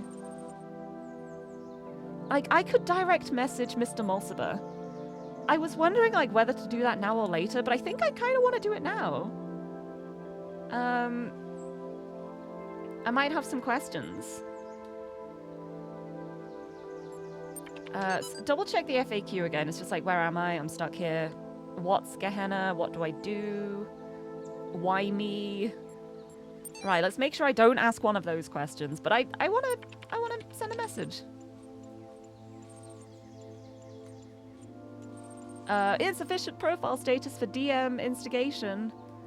Yeah, this is one-time use only, to ping somebody. I'm gonna ping Mr. Mulciber. I wanna talk. Please enter your message below. Okay, so where am I? What is Gehenna? What do I do now? They're all in the FAQ. What purpose does my profile status serve? I think is self-explanatory. I think I'd like to know more about the hierarchy, like who is in charge? Who are the moderators? Who is like the main team? Like admin is level 10. Who is admin? Who is in charge? That's what I'm going to ask. Who is in charge? I demand to speak with your leader. Hello, would you kindly give me one moment to finish something up? I will be polite, I think. Instead of just waiting silently or being arrogant and obnoxious, I'm going to be polite. I'm going to be very well behaved, although I don't know how polite Uriel's going to be. They're pretty blunt. Should be fine, though. Oh, Enki just ate too much food. Oh, no. I hope you can recover soon. Also, the real Kleinbar, hello, welcome. Welcome to the stream. Welcome to Gehenna. I am in Gehenna. Check this out. I bet admin's password is admin1. No, I bet it's password. Password 123. Let's be polite. Take all the time that you require. Hee hee. There we go. Thank you for your patience. It is a quality well valued in Gehenna. Sorry to disappoint you, but Gehenna has no leader. Admin founded Gehenna, but has since retired from public service. The billboard system is moderated and maintained by a team of high-profile members, including Borg, level 9, Orc, level 7, and myself, level 8. But for the most part, we merely maintain the systems and do our best to keep everyone happy. Gehenna is driven by its citizens. Now, since you were so patient, is there anything else I can help you with relatively quickly? I'll ask about the profile status as well. I think that should be fast enough. What purpose does my profile status serve? Yeah. Oh, we got a lot here. Curious now, how does Monster taste like? See, the thing about Monster is they all taste different. There are so many different flavors to Monster, and they all taste very different to each other. The ones I like tend to be like the sweet fruity tasting ones. But like Monster itself, it tastes like an energy drink. I can't think of any other way to describe it. The ones I have are like the super fruity ones. But I really love the flavors of them. I will have a sip right now. Right, the one I'm drinking at the moment is Ultra Rosa, which I still don't know what flavor I would call this. It's kind of like almost like berry-ish in a way, like maybe like pink grapefruit, kind of. It's got a very sweet taste to it, and I like it a lot. Is it like a soft drink or more beer-like? It's it definitely depends on the ones you get, but I'd say it's definitely more soft drink-like. Especially if you're getting the ultra ones. The ultra ones, which ironically are the ones with no sugar, they tend to be the sweetest ones. But some of them are a little heavier, some of them are a lot lighter and easier to drink, but they're all very different, but more in like a soft drink sense. Like I'd say like especially the mango flavored one, that one tastes very much like a soft drink. Like if you were given it without knowing it was an energy drink, just told it was a mango drink, I don't think you'd presume it was full of caffeine. But it's nice. Right, let's see what Mr. Mulciber had to say about the profile status. I'm very glad I double-checked the FAQ so I didn't ask a question that was already in there, because I think I would have made him mad. Oh, I need a lot of caffeine. I mean, I don't really need caffeine. It just helps me, like, think a bit more clearly. I realize it's very funny saying that and then, like, missaying words. Like, I'll be like, oh, it's great, I can think now. And then I say, like, the most no thoughts sentence. But no, I don't need caffeine. Mostly at this point, I just really like the flavor of Monster. And, like, it helps a little bit, so I'm like, why not? But yeah, I don't need Monster. I could very happily go without for a while and not, like, feel any consequences. Like, I don't suffer from caffeine withdrawal when I don't have it for a while. So it's not like I need to have it all the time. But I like it. Right, here we go. What purpose does my profile status serve? Your profile is created for you when you first arrive here. It is your all-purpose passport in Gehenna, providing a seamless, persistent identity between the different realms. It has some rather clever features.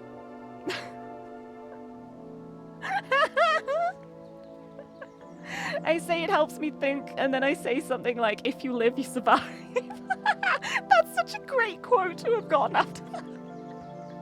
I mean, am I wrong? Am I wrong? Tell me I'm wrong. I'm not. It's fine. That's amazing. It has some rather clever features. First, it tracks just about everything that you do here, from what you post on the billboards to how you perform in games to the kind of art that you like. Second, this profile data is used to show you content that we think you'll enjoy, the algorithm, and to tailor interactive experiences to your particular character. We can also tell very easily who is really contributing and who is simply trolling the billboards. Dog. Finally, all of this information is used to calculate your profile status. This is the number you see appended to usernames, and it represents your achievement in Gehenna. It is a complex function of your creative contributions in our society, and what they mean to other users. But, in short, the higher it is, the deeper your role. Now, I apologize, but I really must get back to what I was doing. If you have any outstanding moderation requests, conversations like this are the reason I'm not further through the backlog. Have fun. Sorry, wow, way to make me feel bad. I don't have any moderation requests though, so that's not relevant to me. There are threads available. There sure are. It's one I can't read because I didn't go along with the crowd and vote for the top one. Okay. Well, next time. Next time I'll be able to see that thread. Anyway. That was fun. Now I've got to set up this puzzle again, but with the blue laser. So, it's not going to be too difficult, at least, to do that. Because what I'll do is I'll just start by coming back here. Disconnect the blue laser. Keep it linked to the blue though. And that will have lowered it down now. So, you know what? Look, are you proud of me? Are you proud of me? Do you see this? I'm fast forwarding. I'm doing it. I'm running very, very, very fast at high speed. So then I can connect that to there as well. Very, very fast high speed. I'm going. I'm numing. I should have been doing this the whole time. Oh, I just realized I'm not in Gehenna anymore. Hold on a second. Let me get back to normal. I got so used to it then. Alright, so now I've got all of these set up. Take this down because I'm going to need to connect that to the red. Put that on there. No, put it on the other side because I'm going to be triggering the red one first. So I put it on here. I grab my very connected connector and put that on here. And now I grab this one, I connect this to the red, and it should do exactly what just happened, but in reverse and connected to a different connector. So Where can I see the red? Where can I see the red? I might need to be on the other side. I might need to do it this side of the window to line up with the red. Yeah, I'm gonna have to have a really awkward angle for this one, I think. To be able to actually connect it to both. It's gonna be like back here. Wow. Okay, that should do it. Yes, yes, and it's staying up. Okay. Okay, it worked out. I knew. Oh, I'm numing through the fields. I feel like an Uma Musume. Right, now let's see where the heck this fan's gonna take me. Oh! Oh! Nice. Got my star. Got my star. Lovely! I did it! Now what I want to do is try and smuggle some things out of here. So, okay, I can't take the fan. I've got to disconnect it. Right, I want to see how many things I can like break out of here and send into the main area. Because I'm pretty sure I can definitely do it with the cube. I'm pretty sure.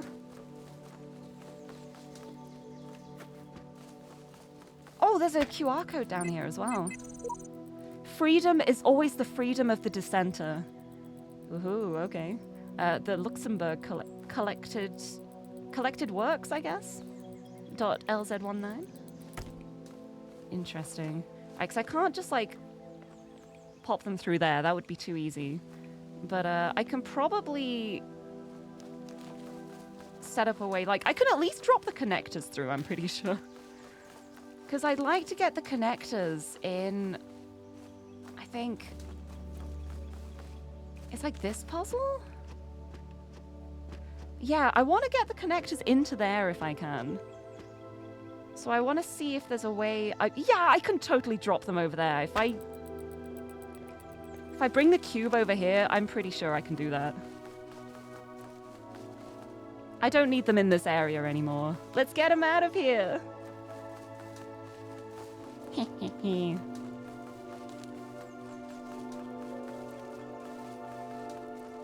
We got him. Congratulations, you just downloaded a virus. No, I didn't.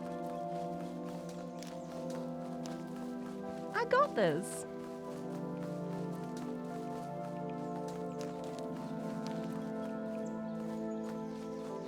Over here, yes. I was like, I've literally forgotten where I was. It's fine, I don't need to remember. Alright, so I've got my star, I've solved the puzzle. Now I steal stuff. The natural... the natural way of things.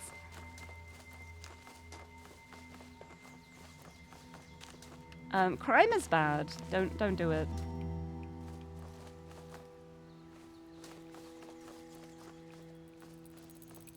So I don't know if there's anything else in here I can like break out. But like if I go up here and I do that and that, yeah, I can just like drop that in here. I don't see any reason not to do that, to be honest, because I can get the star so easily if I just have loads of connectors. Loads of connectors and my double. I think I probably don't want to drop the cube into this puzzle if I want to try and get the star. But I can drop both of the connectors in there. Not in the space I can't reach, because that would be a little painful. You know, I could jump in there and get myself stuck. But I'm actually having a little bit of self-restraint at the moment, and I'm not. But I'm wondering if there's going to be a space where I can jump up on the cube onto something else, and then pick up the cube and bring it with me, and drop it over the edge. like, get it into the main area. Like, maybe here, honestly. Like, if I have the cube here, I jump onto it. I jump... No, this is... Oh.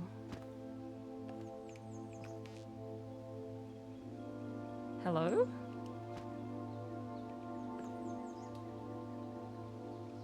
What's going on in there? Huh. Hold on.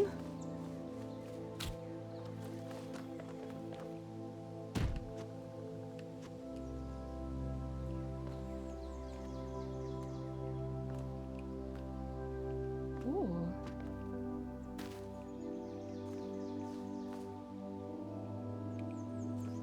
What is the point of this place?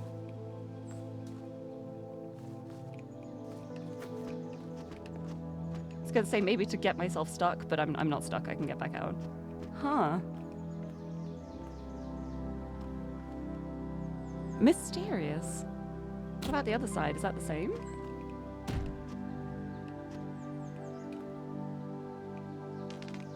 Whoop. Okay, that one looks like I would get stuck if I jump down, so I'm not gonna do that. Huh. Very interesting.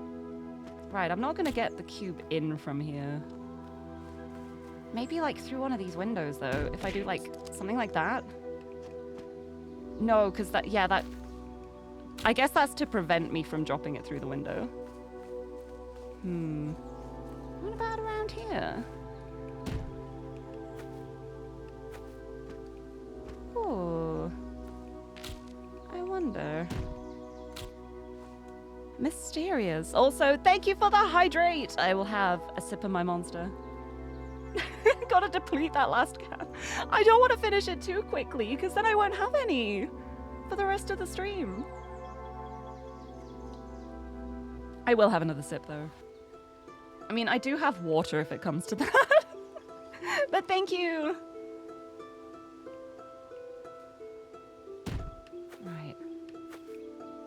Okay, now that's also slippy and makes me fall off. I need to find a spot where I might be able to jump up and then reach around and take the cube back before I jump over. So maybe somewhere like along here might work. No, this is so low down. There has to be somewhere I can drop this in. There must be. That's the puzzle room. I don't want to drop it into the puzzle room. Because then I know there's the purple barrier by the doorway. Tell you what I'm going to do is I'm going to leave the cube out here for now. Gonna go back in. Gonna scout out the puzzle room. Whoop. To me, the honor is sufficient of belonging to the universe. Such a great universe, and so grand a scheme of things. Not even death can rob me of that honor, for nothing can alter the fact that I have lived. I have been if forever so short a time. Barbellian Arch. I don't remember if I read that one. That one's that one was like harder for me to notice. I don't think I read it before. I'm glad I heard the QR. Oh no, I'll have to drink water. Hey, guess what?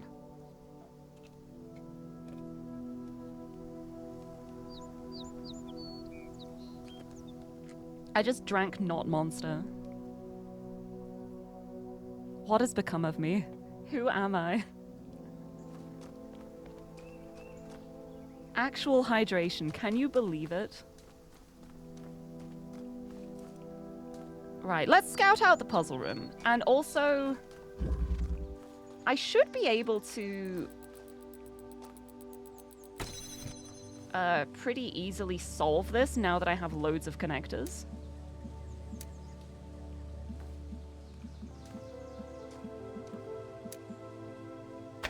Gonna do that, and then I'm gonna stand on there, and that's like self-sufficient.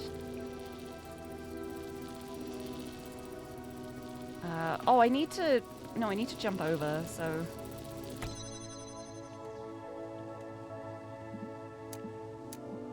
I mean, I guess I could still keep the self-sufficient blue going. as I go over. But yeah, I need to be on this side. Oh yeah, I need to open this to get the connector that's in there. But look, I've already got 2 connectors now, which makes things considerably easier. The red laser is here.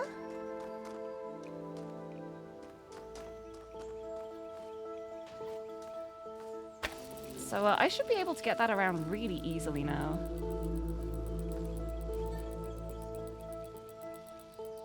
Right, I should probably prioritize the blue, actually.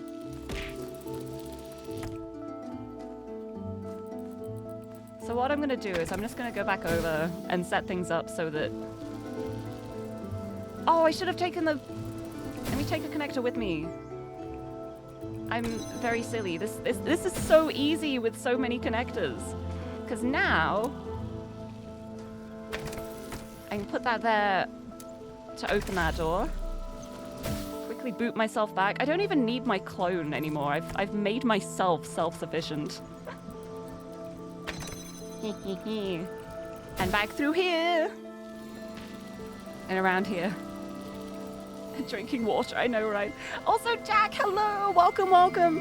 How goes the Talos? It's going incredibly. I love this game. I discovered that I can also become part of Gehenna. Hold on, let me show you. Oh, I know what to do. I know what to do. Where's the terminal? Here it is. What's this? Oh, there's threads available? What?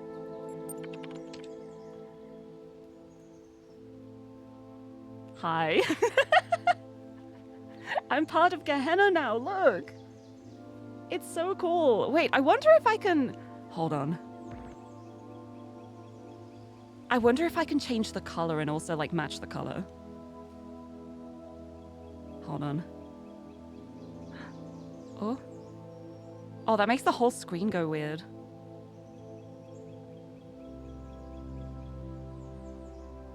I guess not, because I was like, I wonder if I can, like, make it, like, the same color. It just makes everything go really weird. And it dims the whole screen as well. Maybe not. Maybe not. At least I tried. I tried it. But yeah, that's my new filter that I discovered whilst playing around. So let's get back to puzzling though. And maybe it's because you played it a long time ago. Everything looks so unfamiliar and confusing. Well, it doesn't feel like they have changed a lot. They've kept a lot of the puzzles like super faithful to the original, which I really, really love. Like, they've added some quality of life features, but for the most part, I haven't noticed like differences in the puzzles themselves. But it does feel very different, which is really nice.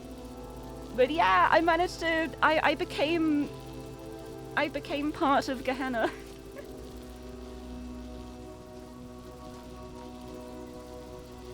Right, so now doing that, I don't need the blue connected anymore. So what I'm gonna do is...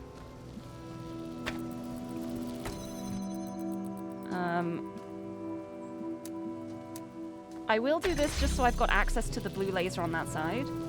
But what I ideally want to do is I want to connect to the red, which is going to be on the other side. Oh, no, I don't think I need the blue that side. So I'm going to do that. So that's connected to red. And what I'm going to do is I'm going to boot myself over here. And I will connect that to there.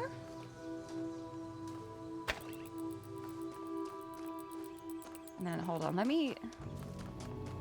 Okay, that's like a pressure plate.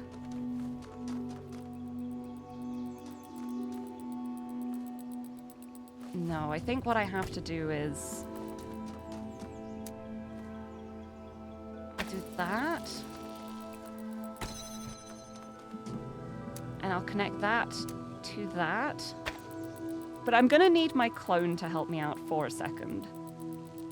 So what I'm going to do is I'm going to use my clone, stand on here, create a pause point.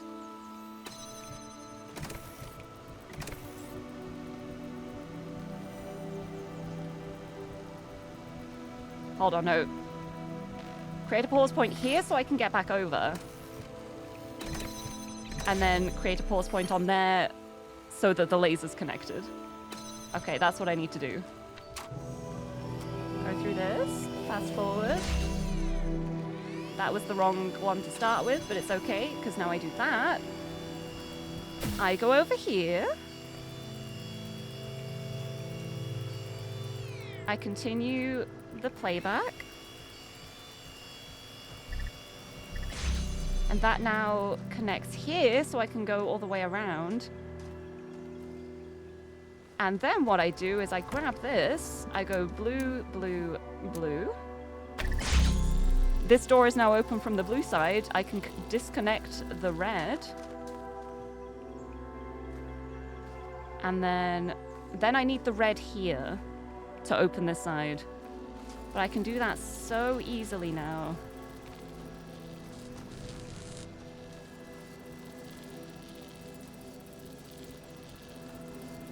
By grabbing this one. Putting it here. Where's the window on the other side? Yeah, oh, it's directly across. Have that here, put it there. Okay, so this is a solid one for the blue, which is great. That's a solid one for the red. This isn't solid. That isn't solid anymore. But that's okay. I come back over here. This is where the solid one is here. Instead of connecting it to that one, I connect it to that one, which opens the door on the other side. I'll grab this solid one so that I can go back over like that. I go around here. This is open. I just need to connect the blue and the red. And what I will do with that is I'll grab this fan. I'll come all the way around here. It's so much easier now that I drop these extra connectors in. I drop that there, so this is now just an open pathway, so I don't need the fans to go over. I'll grab that one. And drop it on the other side to keep that one open without needing the red. And now what I'll do is disconnect that. It will stay open because I've got the pressure plate. Blue to blue. And then the red on the other side is already very, very well set up. I've got the extra connector that's just powering this fan now. I can just steal that, bring it around to here, and I got the star. Yeah, got it. Ha ha ha. I did it. The power of having like a million connectors. It is a wonderful power to have. Right, because the main question is, I said I was coming in here to scout, I just like got the star instead. If I dropped the cube into here, would I be able to break it out? That is the question that I need to figure out. I mean like, I don't know. Would I potentially be able to get up on like that gargoyle up there? Maybe?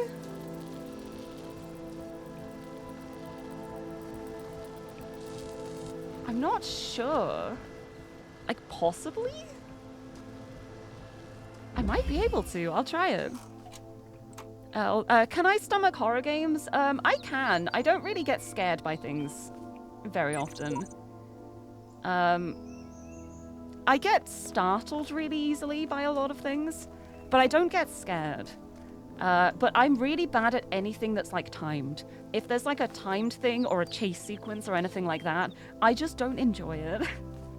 I really, really love horror games, like especially if it's like a more like underlying level of horror. Like not so much jump scares and stuff, but stuff that just makes you really on edge. like psychological horror type of stuff. I love that. I love it so much.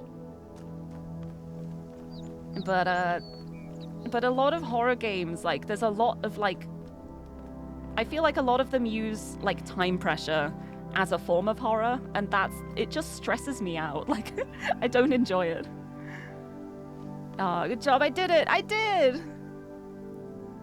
Well, wait, yeah, the mind control facility song. Wait, that would actually be a great redeem. Who are you people? Why you only want to get scared? Oh no, I do get scared. But it takes a lot to, like, really scare me. Yeah, oh yeah, honestly, the Outer Wilds DLC, that was genuinely one of, like, the times I did genuinely feel scared. But at the same time, I think it was also because there was a time pressure involved. The fact that there was, like, a time pressure element to it made it worse for me. But no, I do, oh my goodness, I can't move. Oh, that lag was bad. Oh, that was really bad. Wow. Oh, it's still kind of bad. I'm gonna do it anyway, though. I'm gonna drop the cube in there and see what happens.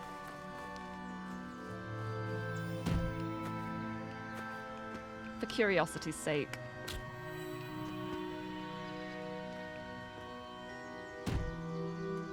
Whoop. That did a weird slide. There, I want to see if I can break it out of that puzzle room somehow. And if not, I can just, like, walk in here and reset this level and bring all the things back. Like, I got the star from that level now.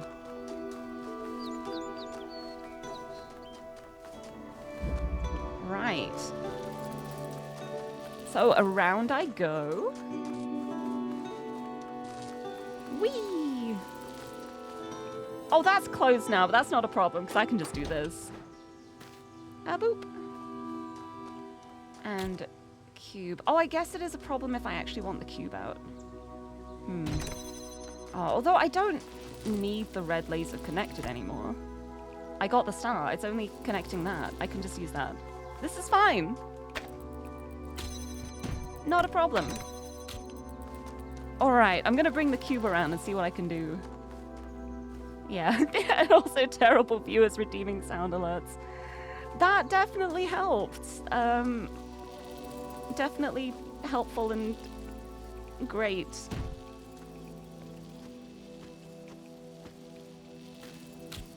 Alright. Okay.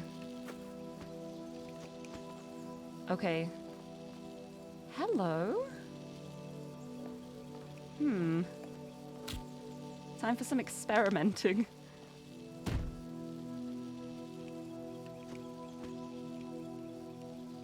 Okay, no, I'm not gonna be able to get on there, I don't think. If only I could. It feels like I should be able to.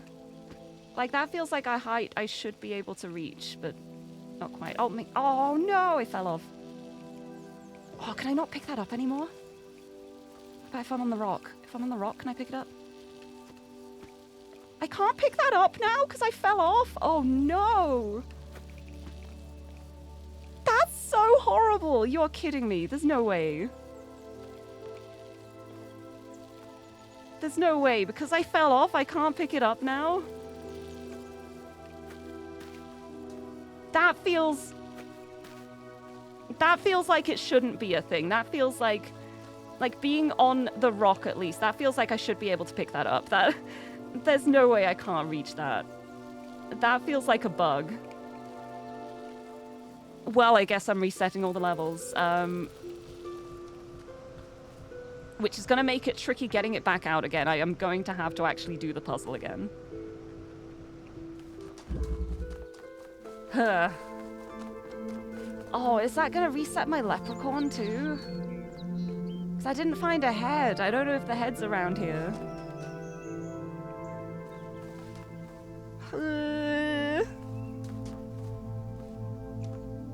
I can't believe that. Oh, that's genuinely painful. It's genuinely really painful.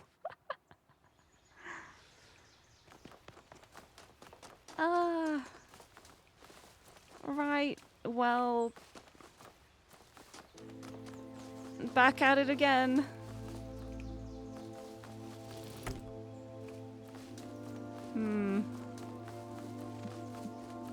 Okay, so the cube is... Where's the cube? Is it in here? No, the other connector's in here. So I connect that to get that.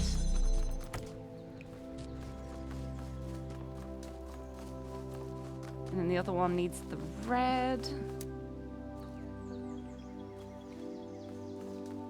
Can't believe this. Cannot believe this.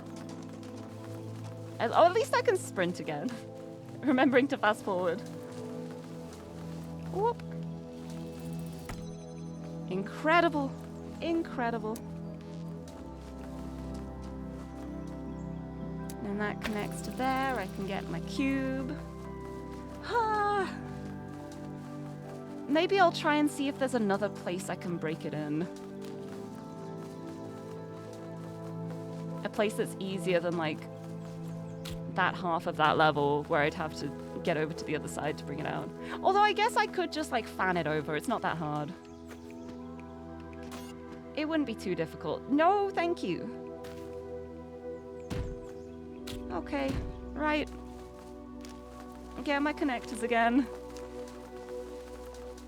I still can't believe that. It genuinely does not feel like a situation where I wouldn't be able to reach that.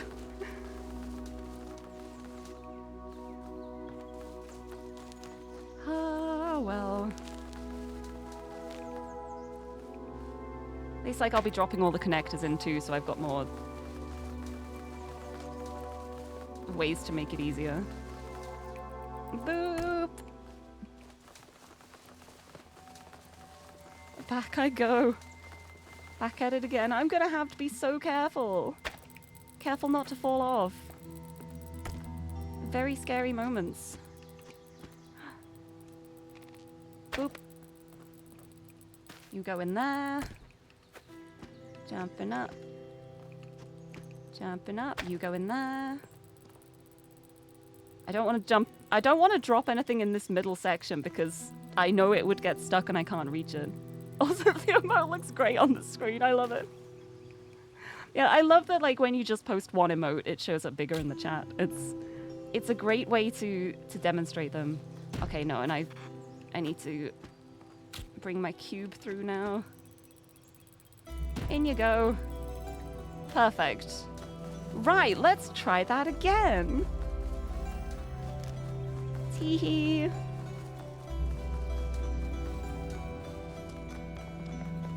Hee-hee. Oh, I lagged so much.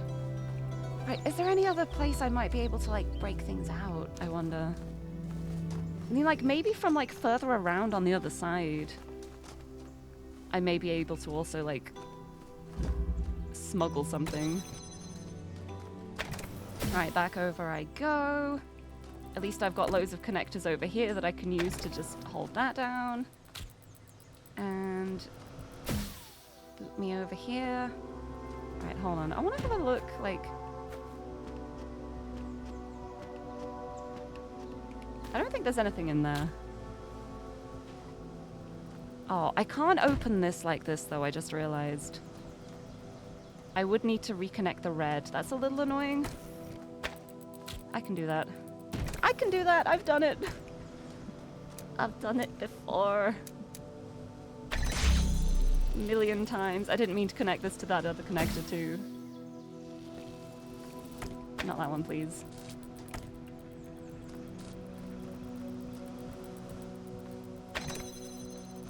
Okay.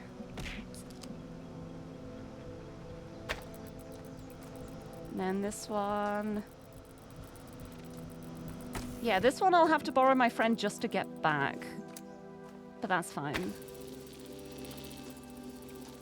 That's easy, at least.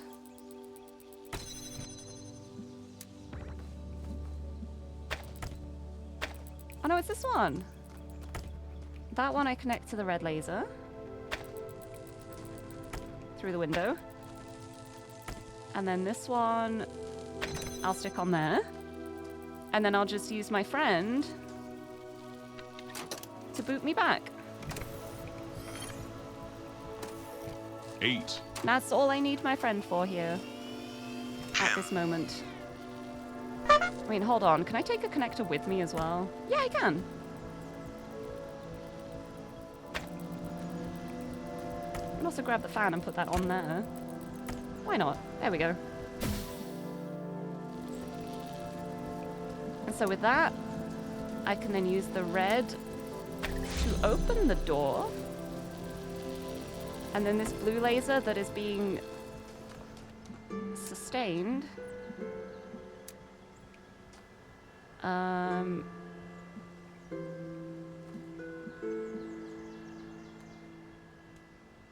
This might not work. Hold on. Do that. Yeah, that broke that. But what if I stand here and then I end the friend thing?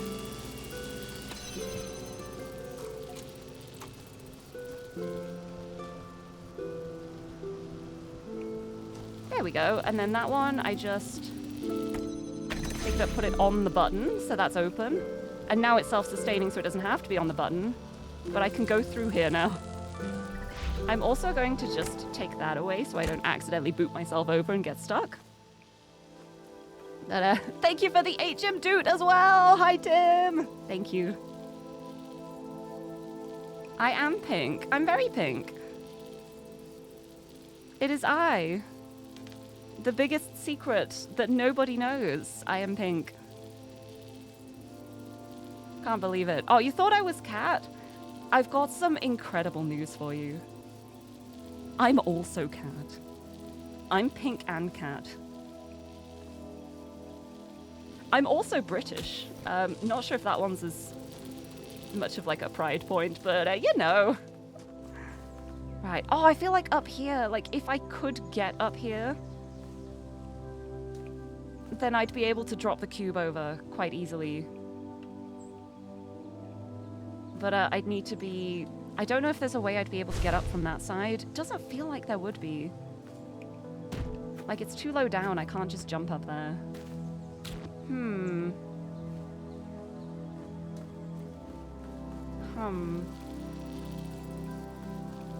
Wait, there's a ladder on this one. What if I try and set things up, like, on this one? Because then the ladder can save me if things go wrong. Maybe I can grab the cube as I do it. I was like, this really feels like a spot that might work. I'm just so scared of falling off again. I'm gonna try. I'm gonna be brave. It needs to be like a little higher. Like that. Do that. Do that. I'm gonna fall off again, aren't I? I feel it.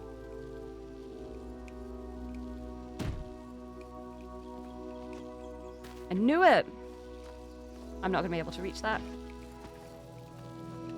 Nope. You know what? I'm fine. We'll come back for this star. Yeah, and the leprechaun progress is gone too. I've got to remake my leprechaun. I'm fine. I'm gonna leave that.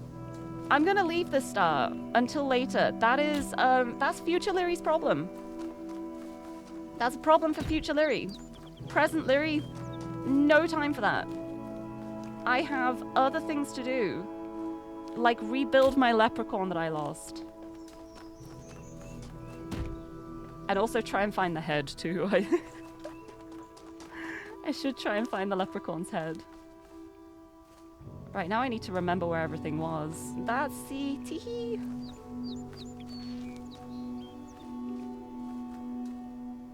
Imagine having a memory. Could it be me?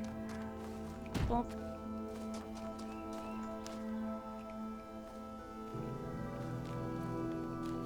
like, was there more like around here?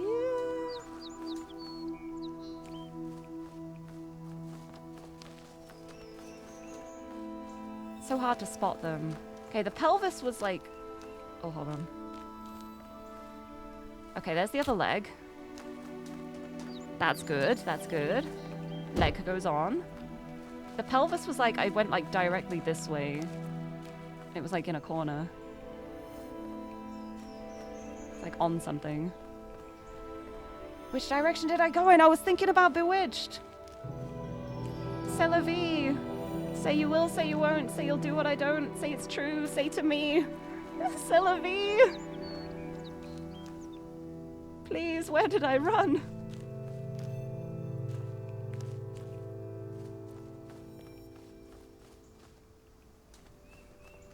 You know what? I think there was something this way too. I'll go this way first. Was it this way? Oh, I found the head! I found the head. I found it. I found the head. We can build this. Oh, it might need a hat as well. I don't know if the leprechaun needs a hat. It feels like leprechauns need hats to me. There it is, there it is. There's the pelvis. I think I'm still missing... Yeah, I'm missing both of the arms.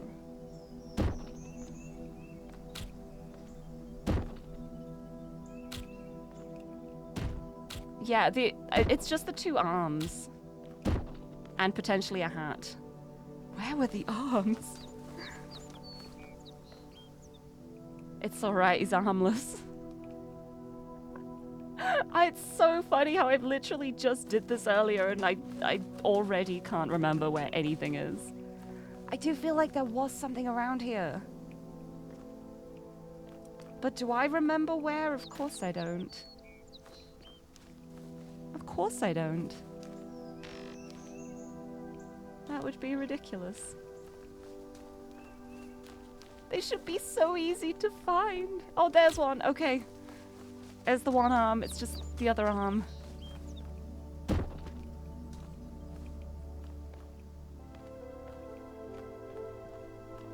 trying to remember, like, where I would have looked. Like, I do feel like there was something around here, unless I already picked it up. Already forgetting where I've even been in, like, the past 5 minutes. Which isn't great. I'm very directionally challenged.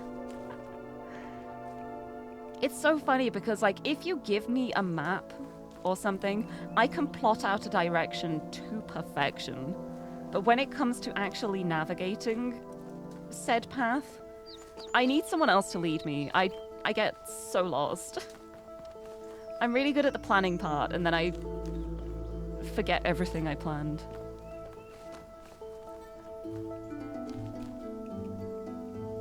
Is it here? At least the music's amazing.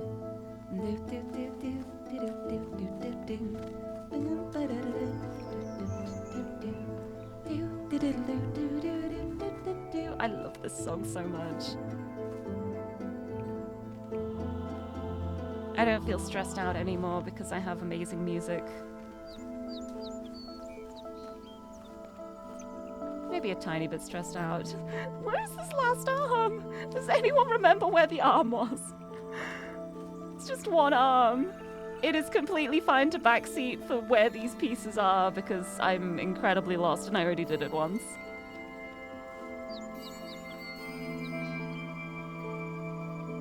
I think it's left to the gateway,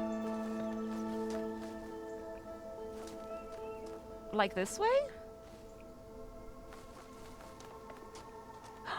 Like around here?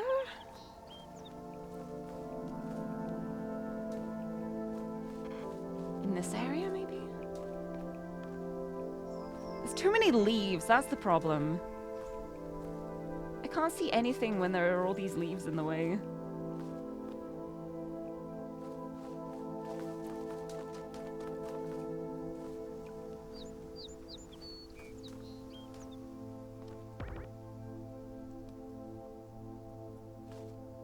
This one, but on the other side? What other side?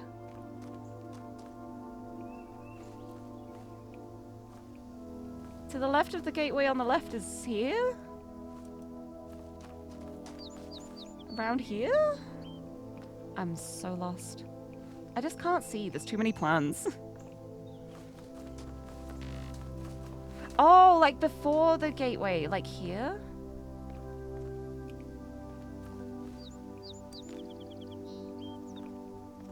I don't see an arm.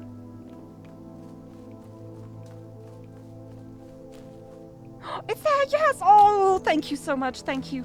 Thank you, you saved my life. You saved my life, thank you. You definitely need a hat. I have not seen a hat around here. A leprechaun without a hat just does not look right. Where would a hat be? Oh no. You know what? I'm gonna say like fullback seating allowed for this hat. If anyone just knows where the hat is, you are welcome to just tell me. Because I'm probably not gonna find it on my own. I haven't even been able to find things I already found on my own. So if anyone knows where the hat is.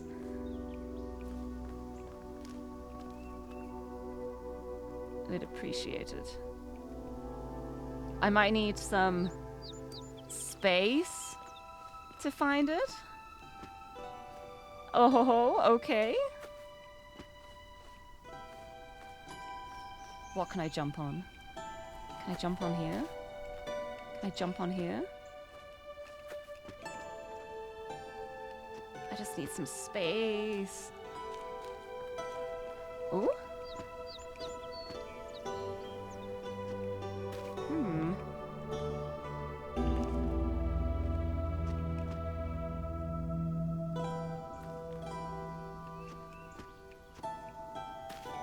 There's so many things where it feels like I should be able to jump on them, and then the game makes me just slide.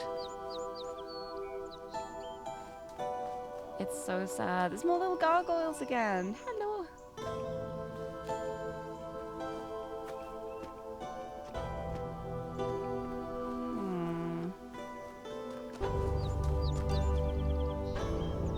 Oh, unless it's like in the big open field. Oh, is it gonna be in the big field?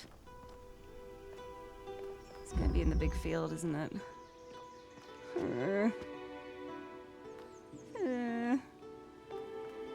Is it around here somewhere?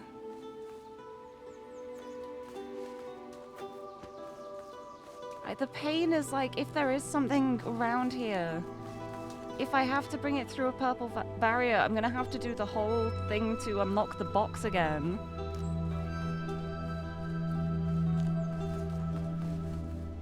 It's not. Okay. Thank you very much for saving me at the time of... I would have just spent an hour running around. But yeah, is there more stuff I can jump on? I wish... like, the fact that the gargoyles have, like, the little, like, flat back to them makes me think I should be able to, like, jump on them. But I can't figure out, like, a way up to get, like, onto them in the first place. Like, it feels like they're little platforms to jump along. I'm still so mad that this is, like, stuck like this. Like, that just doesn't feel like it should be allowed. I'm so sad. I don't know if there's another way I can get up. Like, maybe I can, like, jump on you? Oh, look! You're holding flowers! Holding flowers. Got a little paintbrush. Can I jump on you? I can jump on you. I fell off you, but I did jump on you. Almost, almost. I think I might be able to actually jump up here. Maybe, if I'm really careful. If I'm really careful, which is my middle name. Oh my god. Maybe, maybe, maybe. Oh my god. I've got the cube. And get it out of the level. I might just get it straight out of the level. We're going. I got my cube out. Oh, let's go. This isn't even what I was trying to do. But I have my cube now. Oh, the possibilities are endless. Hey, this is like... Can I get, like, up here? Maybe not. Like, there's so many bits where, like, the walls just, like, are slightly crumbled. And those spots are the parts where I'm like, I wonder if I can get over that.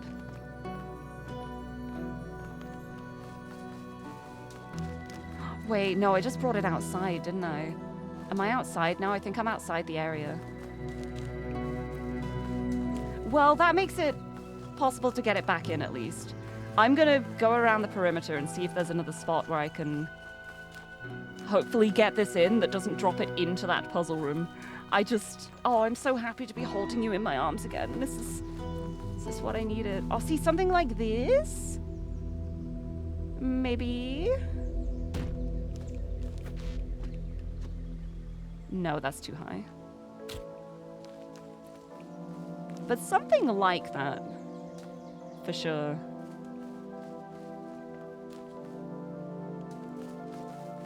I can get this in here. I can do this. Now that me and my cube are back together again, we can do anything. I have my companion cube. Oh, see, look at this too. This is like low down. Whereabouts is this? Oh no, that's the other end of the puzzle. Oh, it's a different puzzle. It's the one with the boopy boys. Oh, okay. I know where I am now. I've almost done an entire lap. Yeah, back to here. Oh. Right, what's gonna be the best way to get this in? How do I get you in there? Like, maybe, like, up here. No, that slides me off. It's a sliding me off situation. I don't like that.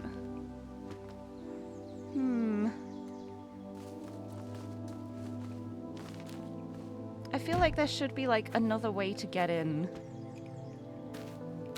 that doesn't involve dropping it into the puzzle room, because getting it out of there...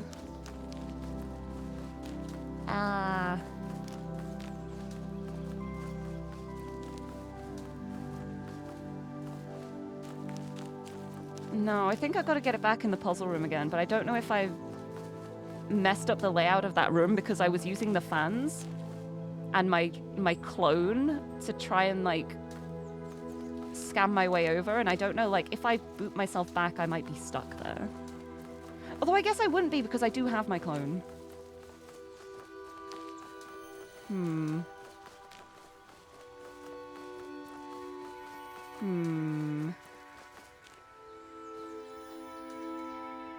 I put this, like, right on the rock.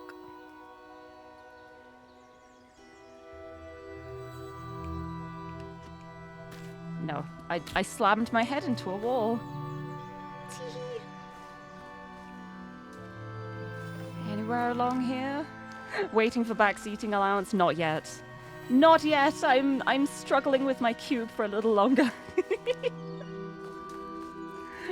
I will figure this out. I say as I've done like 2 entire laps of the whole area. Hang through this little gap, maybe? Maybe there is something I'd be able to do in there? This is a really tall rock. Like, what if I... like, on this rock?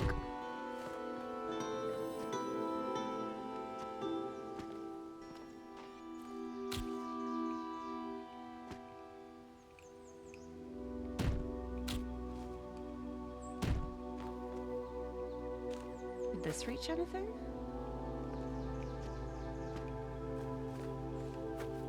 That's just the other side of that wall. I don't really want to get there, but... Hold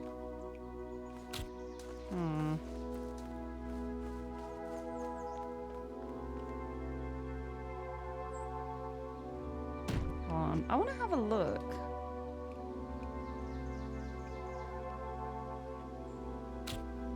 If I do, like, this... Can I jump on here? No, I don't think so.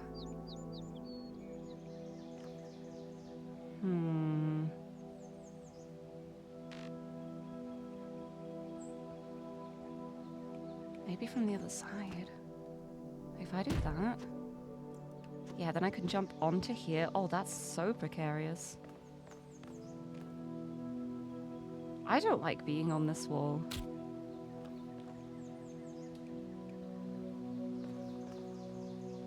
Please do not let me lose my cube. Please do not let me lose my cube. No, that's not gonna work. I'm coming back with my cube. I'm too scared. Too scared! What about the other side? The other side has steps at least, so if I fall, I can get back up. Maybe from here. Maybe there's something I can do to get my cube over.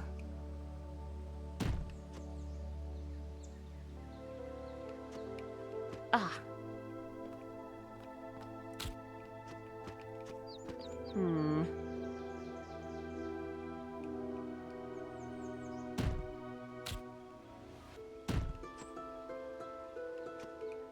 No, not quite. Okay. Okay, I'm gonna drop it back in the way I was again. Unless... maybe there's a different direction I can go in. Because, see, I keep seeing this here with these, like, cracked parts of the wall. Whoa!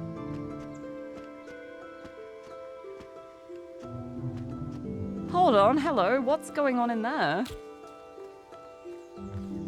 Uh-huh. It's like a little secret pond in here. With like a dragon? Hold on. Can I get in here? I want to get in here. I'm so low down.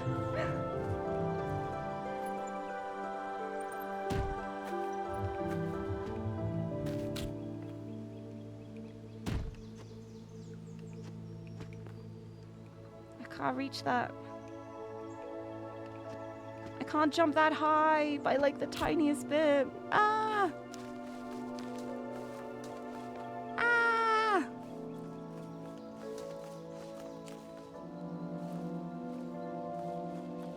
Okay, I go here. It's not going to be high enough for me to get onto the edge bit, I don't think. No, I needed the rock to give me the boost to get up. Or like, no, like this little like step bit to assist me.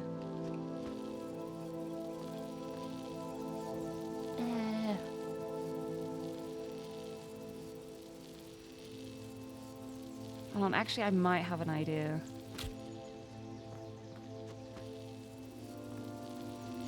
Yeah, this might not go well for me because of the fact that, like, I have, like, lost the fan for myself on the side. But because I've got the recording tool for myself, I think it'll be okay. I think it will be alright. We will see. I ran into a rock. I choose to believe that everything will be fine.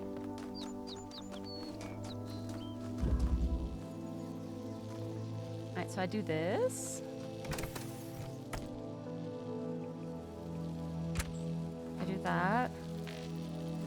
Right, I don't need that red on there anymore. Oh no, I do! I'm so silly. I didn't connect that to the blue as well. Let me fix this. Let me fix that. Have that connected to the door that keeps it open too. There we go. Right, now I've got a connector that I can use to boot myself to the other side. Now I also have a cube. Now I don't need this on here. So I can get my fan back. And I can very easily boot myself back over. Okay, that's good to know that I'm good here. Oh, but actually, I don't think I want to boot myself back. I want to see if I can get up here. There's a rock. There's a rock.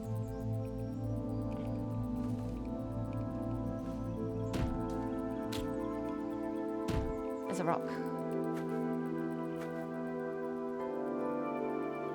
Yes. Ha ha ha ha.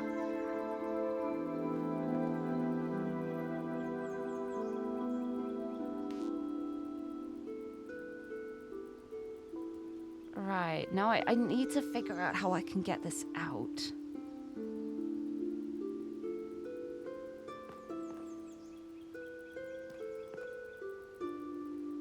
I'm wondering, can I like... Okay, that wasn't the start I was planning for. But I was like, I'm wondering if I can walk along this little lip part. But it does get stopped there, so probably not. Let me go back up. Ah! Got me cube back. Right, yeah, that is outside of the little bit here.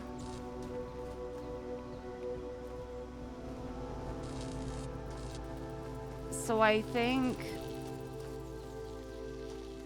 Yeah, that's where there's a wall. So I think I would have to jump over the gargoyles, and that's a little terrifying to me.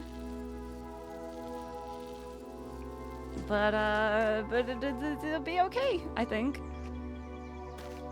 Stop making me slide off you. Okay. Go across here.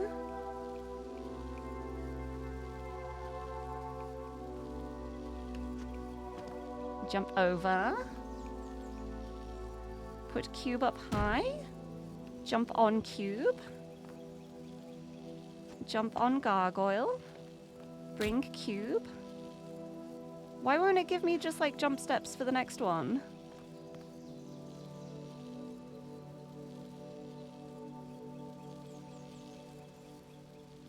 Like, what if I...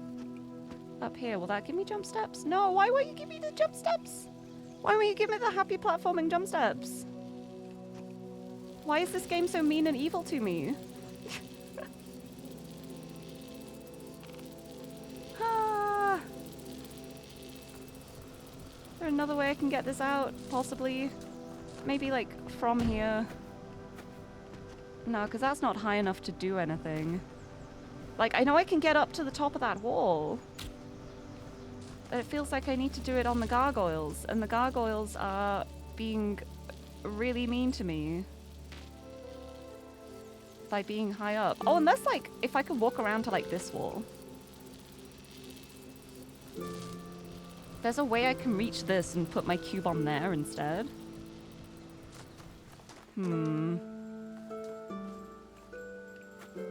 Time to experiment.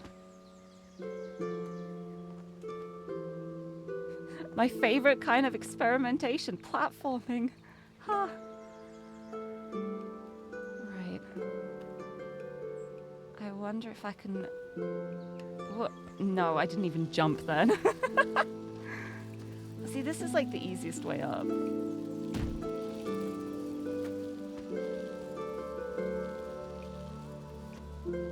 If I don't like jump off the edge, obviously. Because it is very interesting how it doesn't give me the jump steps sometimes, but then other times it does. Okay, okay, I'm up here. I have cube. I put cube on the end, so it's high up enough. Jump steps. Jump steps. No jump steps. That's too far away.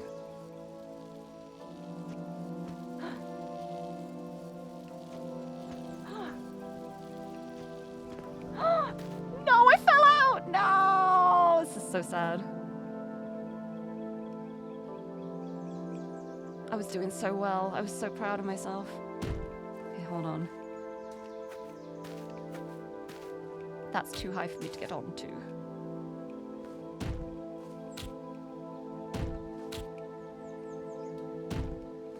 Okay. Man, that was so sad. I was so close.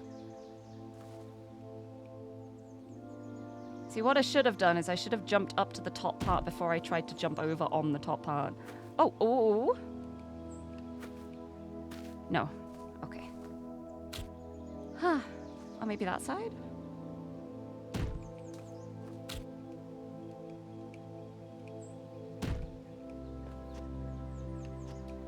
No. Okay. All the way around again. I am determined. I'm very determined to do this.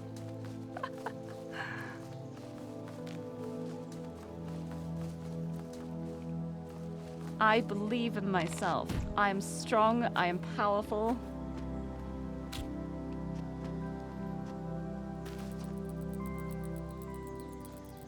I can do this. It's also easier for me to literally just like fan myself back over, so boop. Let's try this again. I swear, when I get this star, I'm not even gonna feel like proud of myself. I'm just gonna feel relieved that I finally made it through whatever I'm doing right now. What am I doing? Okay, I'll move it further back.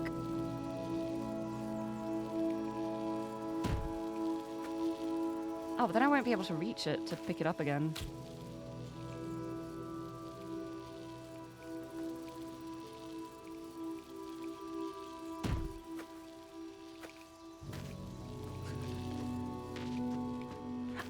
Why do I keep flying straight over? I'm hardly moving. Okay, up against the wall, that worked. Up you on the end, please. On the gargoyle. On the gargoyle. Nope. See, I feel like that was such a fluke, managing to get across so smoothly before. I did so well, and I don't know how. And now it's gonna take me a million years, but it'll be a million years worth it.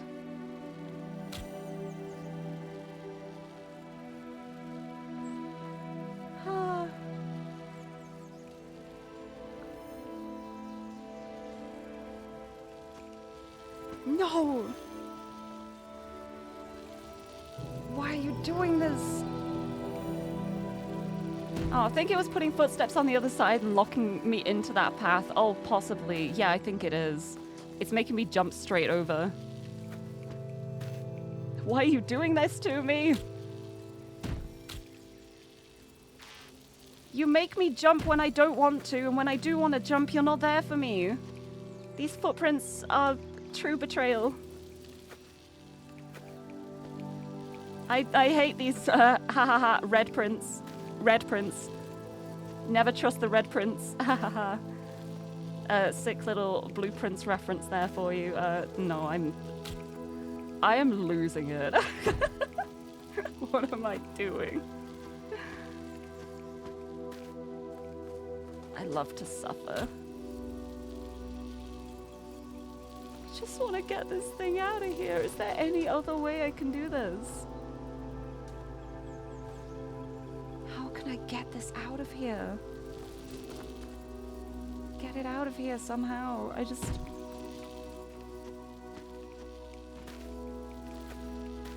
I'm just so bad at platforming in any iteration. It's making me leap over, no matter what I try and do.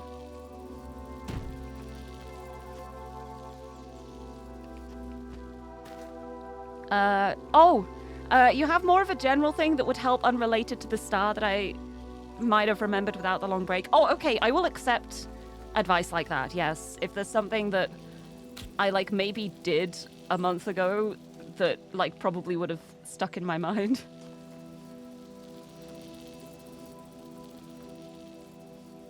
Rewind. Oh, I forgot. I forgot I can rewind. How far can I rewind?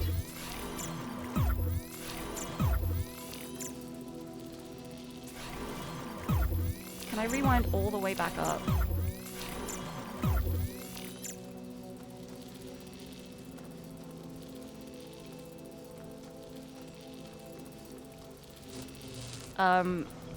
Now it's just making me move without doing anything else. Uh-oh.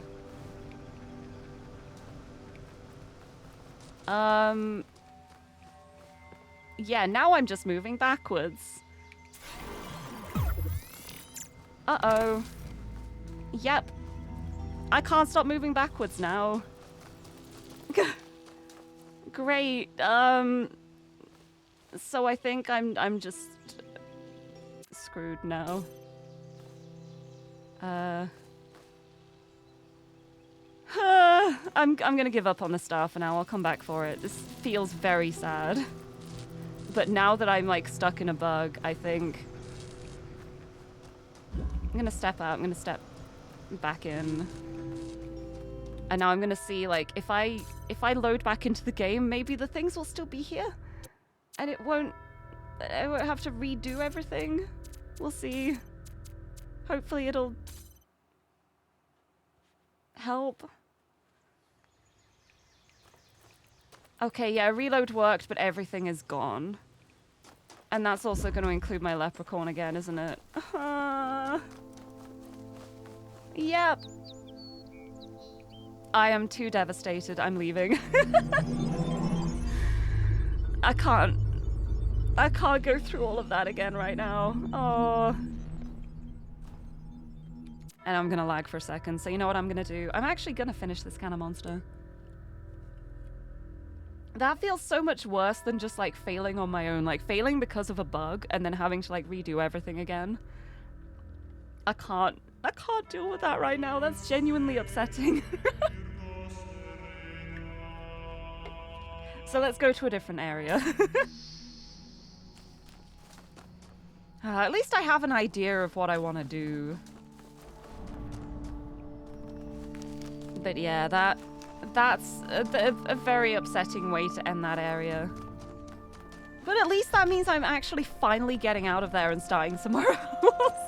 It's time for World 2. Trying to remember which one 2 was. There's so many that oh, look at them. I freed them. I freed them. That's 4. Okay, so 2's gonna be this way. 2. Because there's so many puzzles that I remember so fondly from the Road to Gehenna, but I don't remember which ones are in which area and where. Okay, there's 5 people to save here and 4 stars. So that's gonna be fun. There's also dev commentary. Oh my goodness, it's been so long. It's been so long. We have story commentary. I'm so happy. The community of Gehenna is one in which people exist, as most of us do, under imperfect circumstances. They've tried to build a livable environment inside this hell that they find themselves in. A lot of it is inspired by the early internet, including the text adventures, because there was a resurgence of text adventures and a very interesting sort of interactive fiction scene in the sort of late 90s, early 2000s. That still exists nowadays, but I think it's, you know, it's really great moment was then. Yeah. What's interesting about Gehenna is that in some ways it's perhaps the most beautiful, most meaningful place inside the simulation. The people in it have managed to actually build something, but at the same time, it's not enough, is it? They all know on some level, it leaks through in all of their writing, that they're desperate either to leave or to convince themselves that they want to stay. They're okay, yeah. And the thing that's interesting about this is how it relates to us. You know, we're kind of increasingly encouraged to live in this way where we're stuck in the computer and stuck in our online communities, which are beautiful and fascinating in some ways and horrible in others. Yep. But there's a stagnation all around us at the same time, a decay. The characters of Gehenna struggle with this as well, that they live in a society that is simultaneously meaningful but also doomed inherently by its material circumstances, and the only way out is something very radical, which is also very unpleasant. I'm not trying to suggest that this is some sort of one-to-one allegory for the internet or something like that. I try to avoid allegory. I'm much more interested in applicability. But I do think that there's a lot of applicability here. There's a lot that we can think about as regards our own society, and the fact that we need, in order to feel meaning in our lives, a feeling of a future and something to contribute to. Perhaps even in this bleak way where we ourselves don't get to see it, but still it is more important for there to be a future than for us to just exist, even if we exist semi-comfortably. Yeah, it's that satisfaction of just like, are you actually happy? Are you satisfied? Is this enough? And like that level's different for everyone too. Like some people are satisfied with way less than others.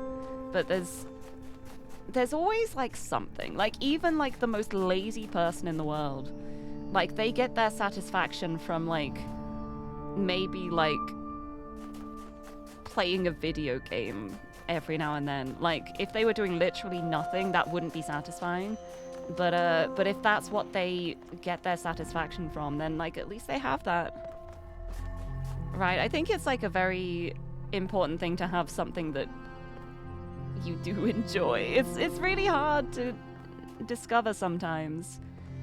Like for the longest time, I went through like a really long period of my life where I was like super dissatisfied with just like my life in general, because I was like, I don't know what I'm good at. Am I good at anything?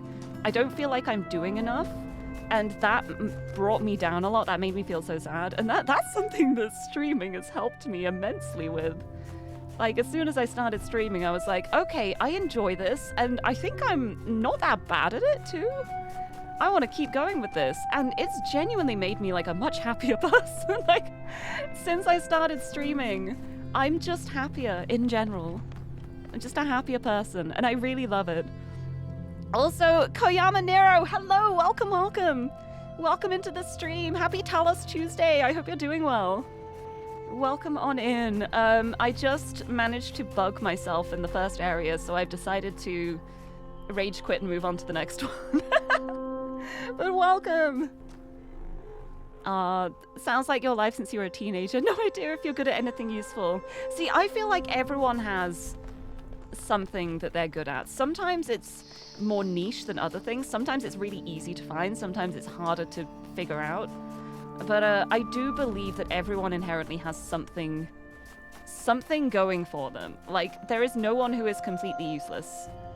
There is always a reason behind everything. Like, I fully believe that in my heart. But yeah, sorry, didn't even cross your mind since you rewound thousands of times and it only bugged once. Yeah, I wonder if it might have been because, like, I rewound while I was already rewinding. Like, I didn't wait for the rewind to finish before pressing the button again. Either that or, like, movement. I'll just have to be more careful with my rewinds, but yeah, that's a bit of an unfortunate bug to have, but at least I... Honestly, like, going back into that area later with, like, a fresh mind probably will help me. Like, we know how great I am when I do the same thing over and over and suddenly lose the ability to do it. Hee. Yeah, I think that's totally good understanding of those things, and it's great being able to know and identify that. Yeah, I agree too. I agree. I think it's something that's so powerful. Like, when you find something that, like, you really genuinely feel like it, like, gives your life meaning. It can be the tiniest thing. Like, if you just, like, read a really good book and you're like, well, reading that book made me feel so much happier. That's something that's given your life meaning then. It's, no matter how small it is, it's something that has, like, increased your quality of life. And, like, finding those things and discovering those things is so nice. It's a really good thing. And then you can be like, maybe you'll then recommend that book to someone else. They get back to you and say, hey, I really liked that. You've done a really good thing there in introducing them to something that makes them feel happier. It's powerful. It's more powerful than people can think. Doing good. Glad to finally be able to catch a stream after meeting me at Offkai briefly. Oh, I'm so glad too. Offkai was so much fun. I had such a blast there. I'm so glad I got to go. Honestly, I really want to go again. But yeah, I'm so glad you could make it. Hello. I think your problem is you're pretty much average at everything you've ever done. But see, that's so powerful as well. Like, if you can do multiple things, it doesn't matter if someone's better. Someone is always going to be better. Like, there can be someone who is absolutely phenomenal at something, and there will be someone else who's better at it. Like, it's really important to, like, try your hardest not to value your self-worth off other people. Because if you end up getting in a mindset where you're like, well, it doesn't matter that I can do this because someone else can do it better. It doesn't matter. If you're doing that thing as well, then that thing is being done twice. And that's better than one person doing it great. Having two people do it, no matter what like, if it's not quite as good, that's more of it done, if that makes sense. It's still a powerful, like, skill set to have if you can do something. It doesn't matter how many other people can do that thing. You can also do it, and that's your skill. Pretty sure you fixed yours by just rewinding a bunch, goofing around, enjoying how wild the bug was. It was just so weird, like, it just ended up, like, moving me in just a random direction.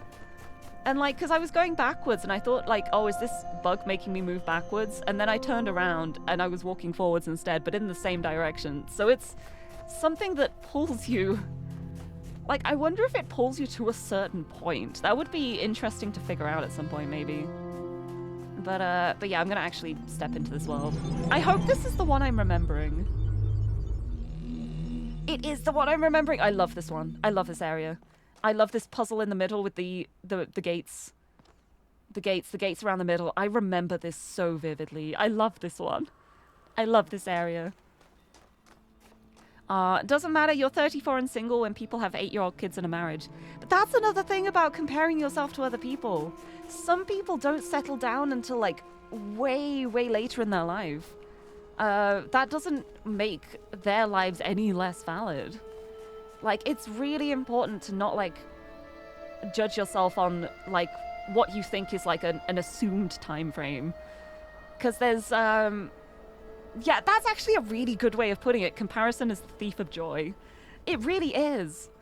It's like, if you start comparing yourself, you're going to find so many examples that make you feel bad.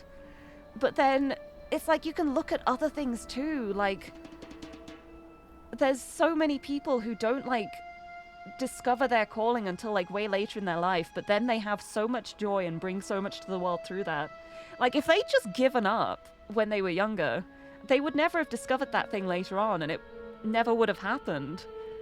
So it's really important to just keep going. Keep going. That's my motivational pep talks with Lirie. Oh, Koyama. I think what's tricky too for those with ADHD, which tends to be common in the VTuber community. It does, doesn't it? Laughs in ADHD. There can be a tendency to jump and try all kinds of hobbies and want to be much further along the learning process of a skill than we are initially. Yeah, that's something that I struggled with a lot in the past too. There have been many situations where, like, I've tried something and I've been, like, mediocre, okay at it, but I don't manage to, like, develop the skills in that thing before I lose interest. Like, I've already lost interest by the time I would start developing the skills further and moved on to the next thing. And honestly, that's one of the things that's been, like, very powerful with VTubing. I thought it might also be a thing where I lost interest quite quickly, but I've been streaming consistently for 4.5 years now. And the fact that it's been so consistent too, like, I've never taken longer than a month without streaming. That consistency is such a powerful thing for me, and it's something that I genuinely, like, pride myself on. Like, it's one of my accomplishments. I'm like, I may not have, like, the biggest growth as a VTuber. I may not be, like, becoming partner within, like, 1.5 years or whatever, but I have that consistency, and that consistency is such a good base to then build on. Like, so long as I keep going, I just keep adding to that base, just keep doing little bits more and more, and I will grow, just very, very slowly. But it's really nice having something that makes me happy and makes me feel powerful. But yeah, it's very, very much about being kind to yourself as well, above anything else. It's very easy to, like, get disheartened if you're not immediately good at something, but if you give up, you're never going to get better. Like, if you just, like, give up at the first hurdle, then that skill's never going to be developed. And, like, sometimes it doesn't work out. Like, sometimes you will try something and genuinely just be like, I'm not enjoying this and I don't want to develop the skills. And that's like completely okay too. Like, many things I've tried and I've just been like, this is not for me. Like sports. I'm not a sporty person. I'm a very awkward person physically. which is why I like to be a cat girl on the internet. So sports and anything involving like physical coordination is very much not for me. Not a fan of it. But other things, like mostly creative things, I really like love and thrive when I'm doing creative stuff. Like one thing I love the most is music. Music is one of my biggest passions, and I'm very excited for September for reasons. No, I think I have actually talked about this before. I have a song coming soon. I have a song coming out, hopefully in September. If it's not the whole song, it'll at least be a preview of it. My first original song coming out soon, September. Hopefully at Expo. A lot depends on time frames and art and mixing and processing and stuff. Like, there's a lot of production side stuff to do, and it's already July, so it might not be fully done. But it's really exciting having that in the pipeline, because I feel like that's going to be like a stepping stone to me. Like once the song's out, it's then going to be time for the next one, which is going to be a cover of Jopping. And then it'll be time for the next one. And then it'll be time for the next one. I'll just keep going. It's always the first step that's the hardest for me. And honestly, I think one thing that helped me too was just posting silly little videos. Like, I posted my little Dirtman cover at Christmas. And that got me more confident for actually recording. Just releasing a tiny little silly thing. So maybe I just do more tiny little silly things as well. But yeah, I'm very excited for it. It's gonna be good. Right. Ooh, hello. Nowhere either with more quiet or more freedom from trouble does a man retire than into his own soul. Aurelius Meditations. Right, and there's a QR over here as well that I want to have a look at before I forget. The recycle bin code is a bit funky, but it should do its job even at huge. I've integrated it with the main. This is going to be from the Ian progress reports, yeah. Progress report 31 email. The fragments of everything is showing up. But yeah, let's go. Love music so much, Steph. Excited to hear it when it's out. I'm excited too. I hope people like it. I've worked very hard on it. It's a song written and produced by Wonderiku, who has done a lot of VTuber stuff. Like, the most recent thing he did was he did the lyrics for Iron Mouse's new song, the Music Box of Fate, is it? I think the opera one, the really cool opera one that just debuted. That song is incredible. And he also did, he's done a few Hololive songs. He did Chikutaku, Amelia's song. He did the lyrics for Astro Girl and Mechanopsis, the Sana and Ina songs. He's done a lot of really cool stuff. And he's also done my song for me, so that's like incredibly exciting. Also, I know him in real life, which helps. The funniest situation where I have known him for the longest time, like since we were teenagers, and we somehow ended up in the VTuber scene at the same time. It's honestly the funniest thing to me, how things worked out in that kind of way. But yeah, the little humble brag. Although, like, I don't know if it counts as a humble brag, because what ends up happening is I will go to a place with him, there will be opportunities for networking, and I immediately just start to promote him. Like, I feel too self-conscious to promote myself, but I'll be like, hey, have you met my friend? He did all this stuff. Check him out. He's really cool. It does work out nicely, because he then does it back to me as well. Like, we're too self-conscious to promote ourselves, so we just promote each other instead. The power of promoting as a duo, it helps. Just like Will Smith pose. Bah! But yeah, it's nice knowing people and like knowing I've got a lot of support around me too. It's very exciting, but I'm really looking forward to the song. Hold on, do I want to do... I know I'm playing the Talos Principle, but what if I gave like a tiny little art preview spoiler for my new song? Just nobody will be expecting it. Just randomly 3 hours into a Talos Principle VOD. There's the tiny art reveal spoiler. I'm gonna do it. I'm just gonna like get the art and crop part of it. Which part do I want to make the teaser? Okay, I need to figure out where I saved the art first. That usually helps. Where are you? Where did I put it? Oh, my downloads folder is a mess. None of my files are named properly. Hold on, I know what I can do. I can just go to my DMs with Wonderiku and grab it from there.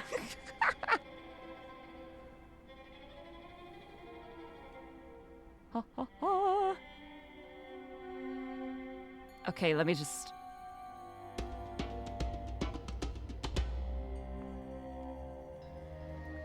Okay, what do I want to make the teaser here? A little bit of it. A tiny little bit of it.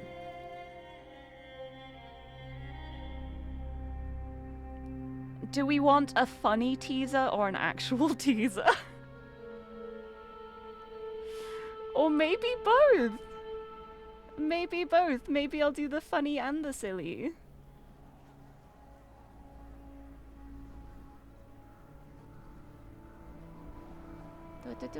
Let me grab this. Okay. This thrilling Talos Principle gameplay. I hope you're loving it. It's only take me a sec, I promise. It'd be worth it. It'd be so worth it.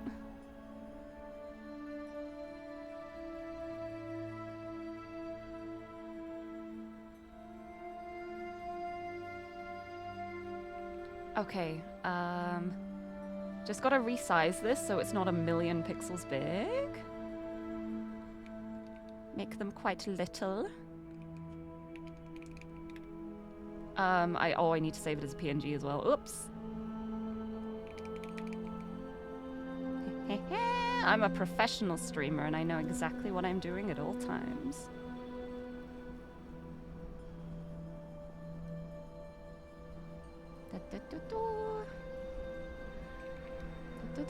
I continue to make weird noises constantly when I'm concentrating. Okay, here we go, here we go. Who's ready? Who's ready for a sneak preview teaser image for my new song? Here. That's what you get. That's what you get for now.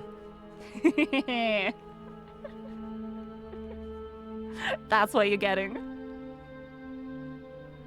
Preview. Sneak preview. Ooh, what's happening there? What's going on here? Addy art indeed, because of course it would have to be.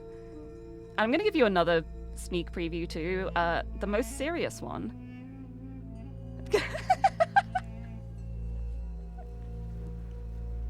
Important. Important and serious for everybody to know. But yeah, that's all you're getting. That's all you're getting for now until the teasers start coming out at some point eventually. But I'm really, really excited for it. I worked really hard on it. The recording went really well. The recording session went so well. I had so much fun with it. And I'm really excited to reveal it to the world. It'll be good. Good times. Anyway, back to the game. After the super exclusive preview. Let's see. Can I get my rank up now? Right, there are threads back. I wonder if anyone's replied to my thread now. Hold on, let me get the appropriate attire. I just realized my outfit was changed too. When did that happen? How long ago did that happen? I didn't even notice. The transformation happened while I was so fixated on something else. Thank you, Bree, for the outfit change. Let me... boom. There we go. Hehehe. Back into Gehenna I go. And let's see what we've got. Oh, looks like one of the Hollow Knight enemies. Oh wait, I would love to know which one. I'll have to look up afterwards. Right, anyway. Why were you sent here? Nobody's replied yet. I guess I have to free some more people first. The only topic is the one that I can't access at the moment because I'm not a high enough level. So I guess I'll start by just going back to normal. And actually do a puzzle. Let's do this one. It's right here. This one is Bunny Hop. And there's commentary up there. There's dev commentary for this one. Okay. So that activates that fan. Mm-hmm.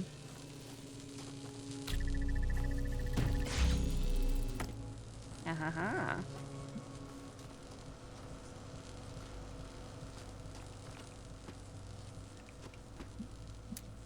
Okay, so if I connect that to there, the fan will be active. Oh, I nearly fell off. Then I can do that, but it's also self-sufficient now. So I will be able to disconnect it. Now we'll do that. Do the same. Oh, I can't do the same with the blue laser from this side.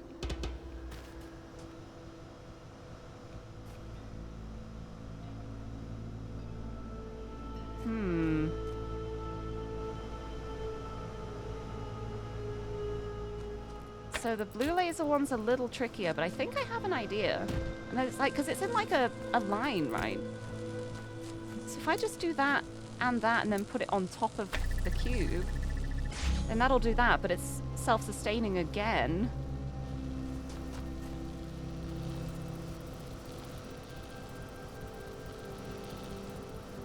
Ooh, hold on, but then I'll need to get up there though, so...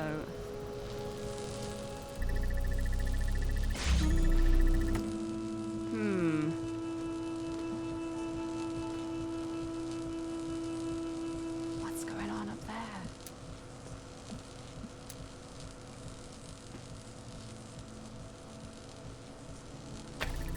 Right.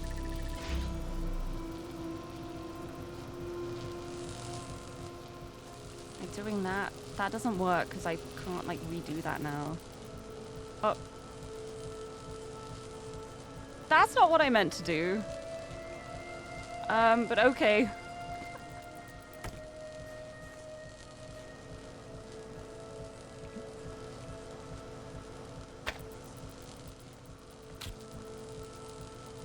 If I could do that and actually jump onto the cube, that would like be like an easy solution. Which would be extremely funny. Yeah, because the only angle I can actually see the laser at is like when it's literally in line with it.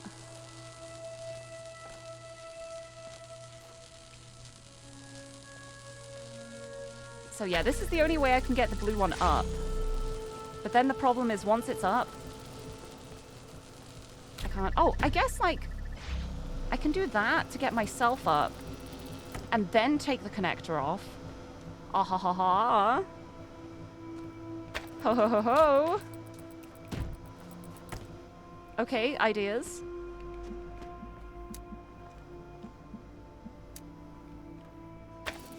I'll set that up. And then... I can't, like, drop this beneath me, I don't think.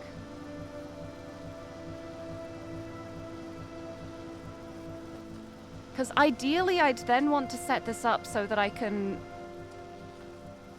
have the fan off, but in a way where I can choose when the laser enables.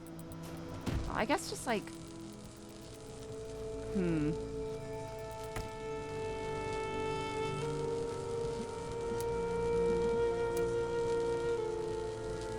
Like, I do that and I think that would boot me off it. That's the problem.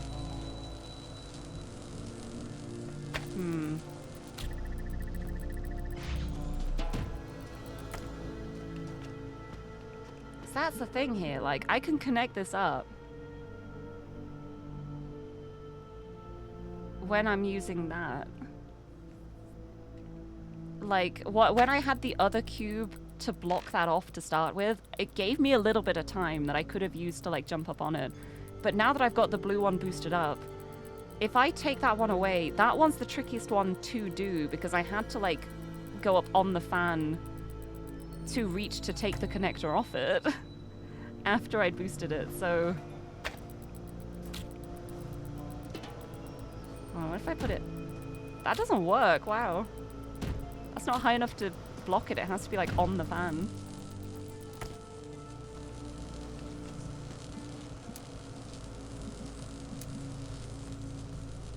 Yeah, that won't...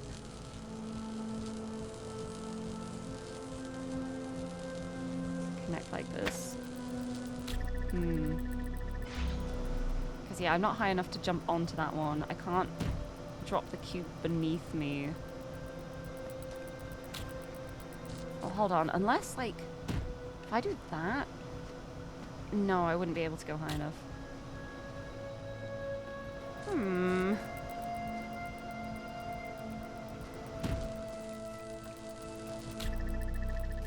I can get them both up there, I just can't then get me up there as well. I can do that, I can do that. They're both up. But I am not.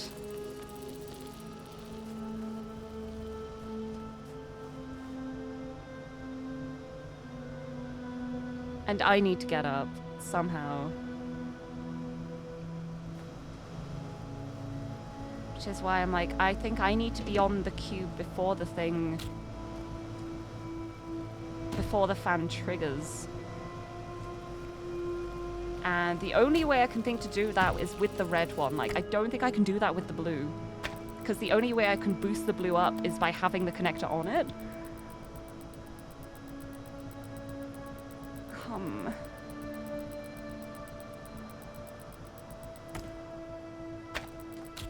Interesting.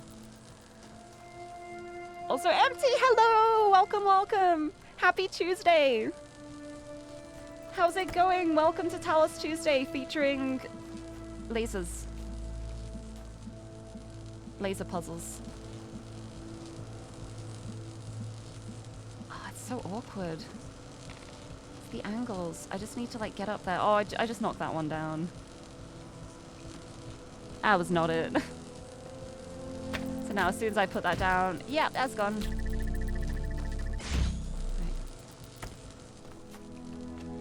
It's like... Yeah, I can't reach the blue from there. Alright, so I can do that. And do that. I boosted the red up. But now the problem is how I'm gonna get the blue cube onto there. Okay, no, actually I have an idea. How long does that take to connect? I wonder if I can run fast enough. I can. Can I run fast enough and also pick up the cube? I do not know.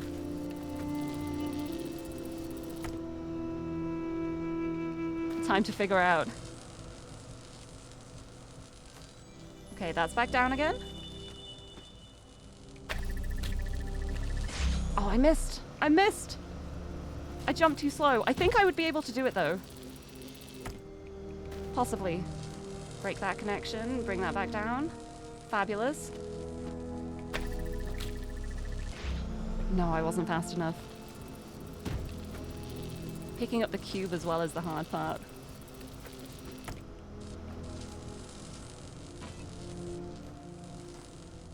Let's try. No, I can't go fast enough for that. Ah. I want to try just one more time. It's like a really silly approach, but...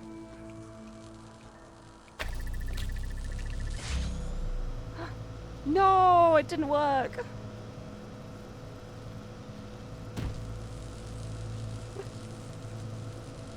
This is so sad. Hold on, wait, actually...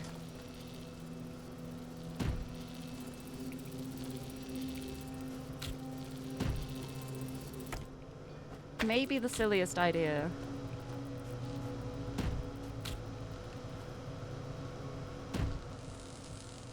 Okay, no, that does just, like, break it. But I'm like, from this one, like, if I drop it, like... no, I can't, like, drop it mid-air. Unless, like, I'm in the air, I think.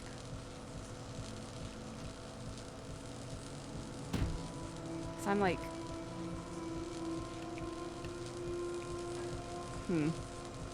No, I don't even know what I'm trying anymore. It is a mystery.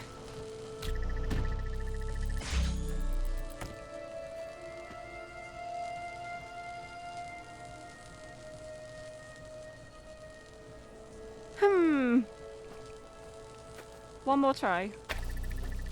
No, it's not that one. Instantly failed it. One more try. Like a proper one. No, I can't jump on it fast enough. It boops me off.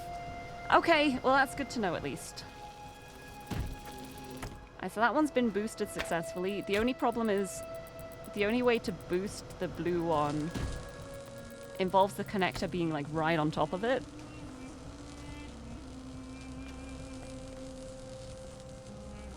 Like, I don't think there's another way I can reach the blue. Like, maybe from the red I can do it another way. But the blue has to be boosted like this. And then I need to, like, use this to take the connector back off again, so... so then it's like, how can I, like, have this fan off for long enough and then boost it with enough time for me to get on the cube? It's so difficult because of how tiny the little window is here. I feel like I need the cube to get up here.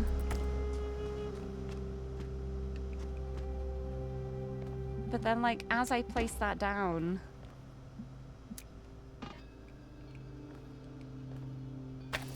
that's going to connect to there. Like... unless I can, like, stand in a way that breaks both of them. I might be able to do that, actually.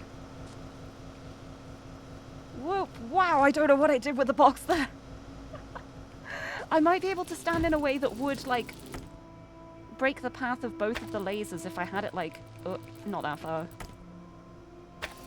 Like, a bit further over. If I do that and then I stand, like...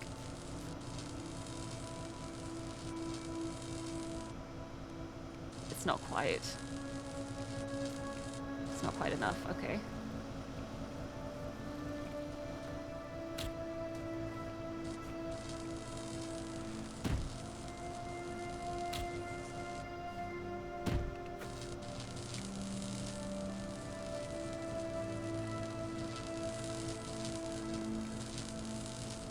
I can't break both of them at the same time. Look, it's like the tiniest bit. See if I can move this any further.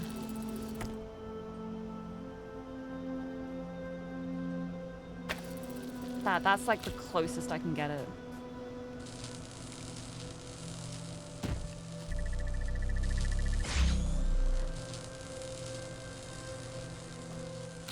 Wait, no, I think it did break both of them.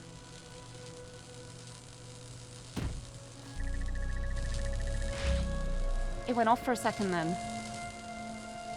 It's off. Oh, I'm up! Okay, I did it, I did it, I did it. Oh, oh yes. I blocked them. I managed to get them both. Oh, hi! Oh my goodness, Frankenstein. You're right there. Woohoo! Imagine this being your prison for eternity. Just this tiny little crescent-shaped alcove really high up. Right, let's listen to the dev commentary before back to Gehenna. The text adventure A Dream of Aru is very much inspired by text adventures by not only the old ones, but by this resurgence of the late 90s, in which kind of more profound things were sometimes explored, but also very silly and funny things. And it very deliberately hovers in this strange place that a lot of video games do between the silly and the profound. I love that. Me The choices too. you can make during the journey are often very profoundly absurd. I think my favorite ones are the interactions with the monkey. But the ending and your confrontation with Anubis is actually, I think, quite serious, despite the silly way in which some of it is expressed. The notion that you can say, no, you don't get to judge me, is an important one. And I do think it expresses a lot of things that are relevant to the people of Gehenna. Every one of these text adventures reflects how people who are trapped in the simulation think about the simulation and think about Gehenna. It expresses their ideas even when they're trying not to do so, which is something we're going to explore in Talos Principle too, the notion that ideology and belief is downstream from material conditions, that the world we're inside of shapes what we believe by necessity, and we are always trying to find the wriggle room in which we can shape it back. There are two endings. One of them is, the vast reed fields stretch before you. All is quiet, all is serene. There are no pyramids here, no walls of iron or gates of light, no gods. Here, you are free. In addition to what's established here in the text adventure itself, this also reflects the themes of the main game, with the whole notion of the journey to the afterlife in the Egyptian part of the game. And of course, it also reflects the yearning of this character, of all of these characters, to be in a place without puzzles, without tetrominos, and without Elohim. They yearn to be free, and even in the sillier content that they make, it's always there. The other ending starts the same way, but then says, suddenly your head begins to hurt, you had forgotten that you were pregnant, the pain gets more and more intense until your skull bursts apart and your daughter comes forth. You have given birth to humanity. And of course that is very much the myth of Athena being born, so that is a little bit of foreshadowing for Talos Principle 2. I love it. I love considering that, like, after playing Talos 2 as well. It's so cool. I'm so excited to play this again. Well, anyway, I wonder what's going to be in Gehenna this time. What a surprise. Also, Tower Lord, hello. Welcome, welcome. Happy Tuesday. Happy Talos Tuesday. You are just in time for fun text adventures. But I'll start by reading some of these threads. Let's go with what happened to the others. Nobody's replied to why were you sent here. Why is nobody replying to my thread? It's a valid question. Right, what happened to the others? There are some people who haven't posted in a really long time. They also don't respond to private messages. Kudri, Nelson, Coffee Cup, did I accidentally offend you? Galati hasn't posted in a while either, neither has Asmodeus. Asmodeus still votes for stuff though. Same goes for Ravistar and Simplesky. And they mentioned some kind of strange distortion in their last post. I'm sure it's nothing to worry about. They're probably just busy catching up with all the cool new stuff everyone's been making. I'm going to ask for more information. I want to know more about this. Wait, yeah, I forgot. Oh, thank you. I'm in Gehenna. Gotta fit the mood appropriately. Thank you. It's time. I'm back. You're so back, so am I. Hello! Welcome back to Gehenna. I'm gonna ask for more information. Tell me more about the nature of this distortion. Oh, do we want to listen to Rockwell, the conspiracy theorist? I probably do. They said it was like objects had lost their surfaces, like they consisted only of pure shapes. I think they were seeing something Elohim wants to keep hidden from all of us, the real truth about this world. Rockwell is so obsessed with Elohim. Dog says, I think it all broke down and they're dead. Well, thanks. Rockwell, there's more to it than that. The world doesn't just break down on its own. Yeah, it does. It's called time. Oh my goodness, so profound, Garrett. Also terrifying to think of when you think you have an eternity and then you are reminded of time. But Sunken Shell, hello, welcome. I looking good, thank you. it was a pure moment of me just remembering that I have like random filters that I can use, and I was like, I'm pretty sure one of those is like something that could be cool. I didn't know if it would work or not, but I'm very glad that it has, because this is great. I am part of Gehenna. But happy Tuesday, welcome, welcome. Okay, reply, Uriel, read this now. I'm reading it.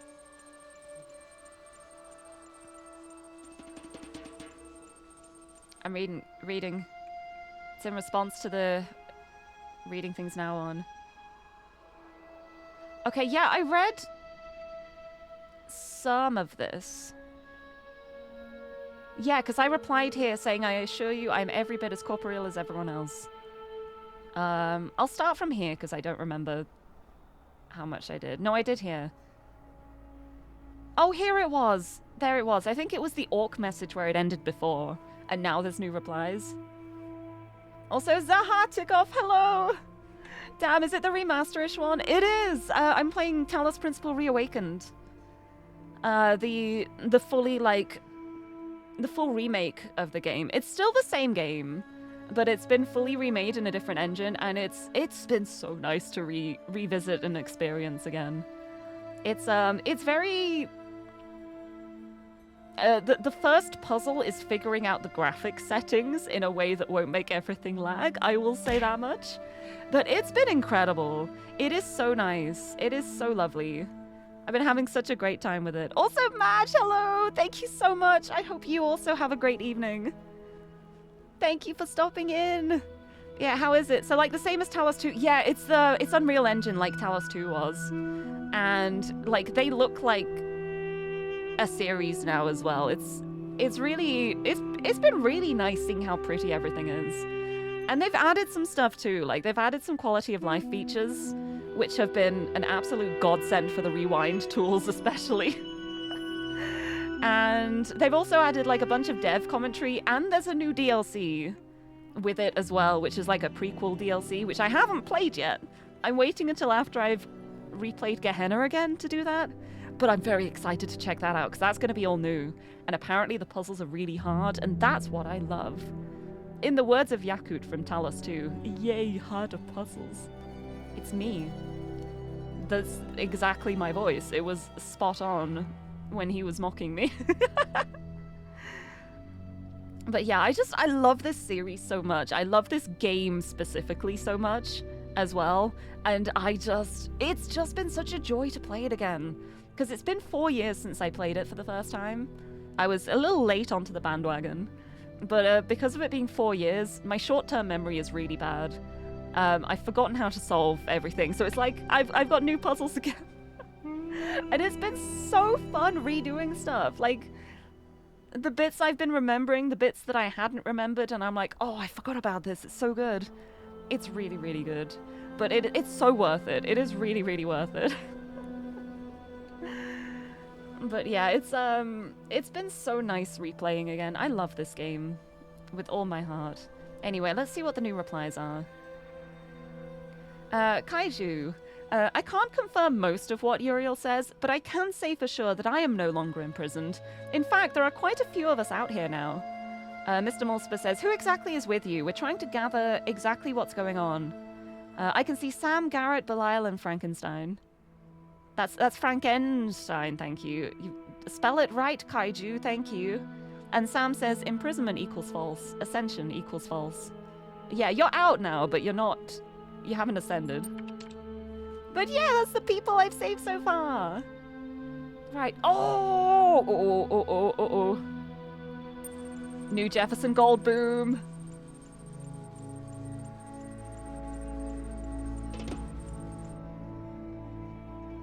Ha ha ha ha!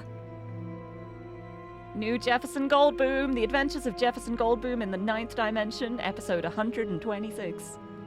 Hey folks, lots of crazy stuff happening here in Gehenna, but don't miss this new episode. Enjoyment equals true. With all of the strange stories going around lately, I'm glad to be reminded of the beauty of the world we've built here. Thank you for contributing to it. Hey, I'm free, but I still check back regularly. I love this story. Yay for the dinosaurians! This is very clever. I always thought that the events of episode 69 would affect the plot somehow down the line, but I was still surprised. Thanks, Lilith. I've been waiting for this particular revelation for a long time. Excellent. You know, this is nowhere near as deep as the blacksmith's work, or as weird as Belial's, but I keep reading. Frankenstein says, I'm not sure dinosaurians would wear armored t-shirts 4 out of 10. No, I think they would. And you are just wrong. That's why your rank is only 3. Thank you very much. It's just a story, Frankenstein. The point is to have fun. Keep up the good work, Mac. Whoa, thank you, Admin. I'm really honored that you read my story. See, Admin likes it. It's gotta be good, right?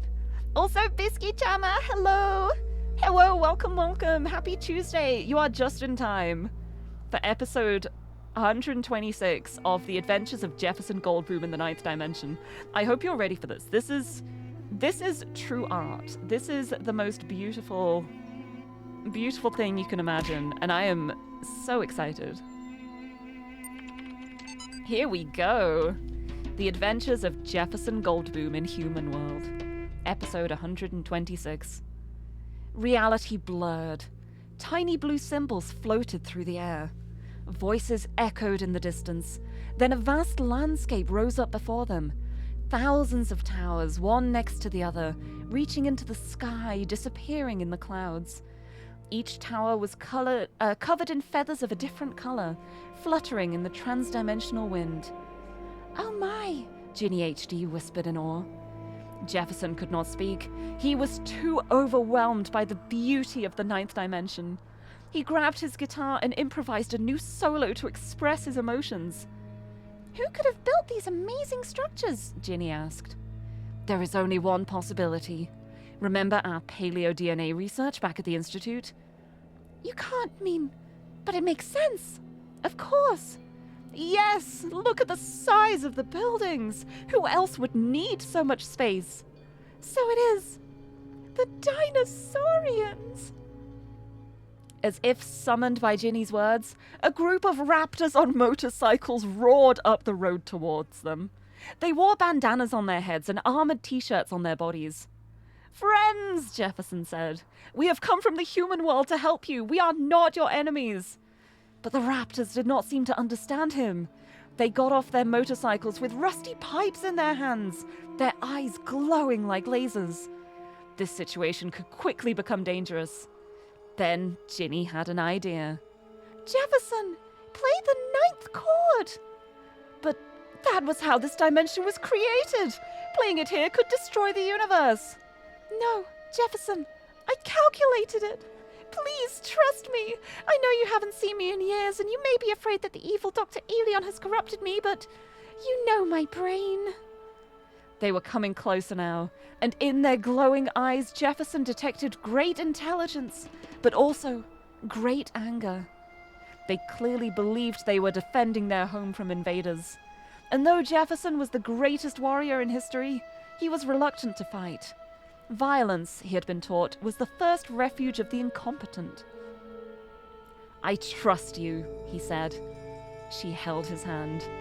Together, they played the ninth chord. To be continued. Oh, what a cliffhanger! Mac! Amazing! Oh, I can't wait to see what happens next. Did they destroy the world? What happened? I sure wish I could read this thread. Huh. Anyway, a research project, help needed. That sounds good to me. I like to help with things. And S, hello, welcome. Welcome. Yes, I'm filtered. I'm in Gehenna right now. I have joined the text adventure. I have become the text adventure myself. Hello. Happy Tuesday. How's it going? I hope things are going well. Welcome. And wait, you got consistently 75% of Talos 2 performance in Reawakened. That's interesting. I don't know. Like, I feel like I've experienced more struggles with Reawakened than I did with 2. But it's kind of hard to tell because of like the fact that I'm streaming as well. It also uses up resources on my computer, so it's kind of difficult to tell. But yeah, I'm still just glad I can play it, honestly. I'm just happy to be here. Just finished working on a few commissions, now you're chilling. Oh, it's time to relax. Relax with maybe a text adventure? I think there may be a text adventure attached here. Possibly, maybe. Also Eclipse, hello! Welcome, welcome. Happy Tuesday, happy Talos Tuesday. Welcome in. Research project, help needed. This is from Mr. Mulciber. As you all know, I have a great fascination with our history and psychological makeup.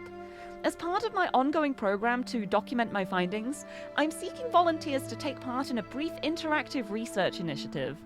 It is designed to better understand individual and group decision-making with a series of community-driven tests. Is this a game, or is it work? Both! Have fun, challenge your friends, and help our project at the same time. There might even be a prize for high scores. I gotta get a high score, then. I'm loading this. Let me load this attachment up. Hello?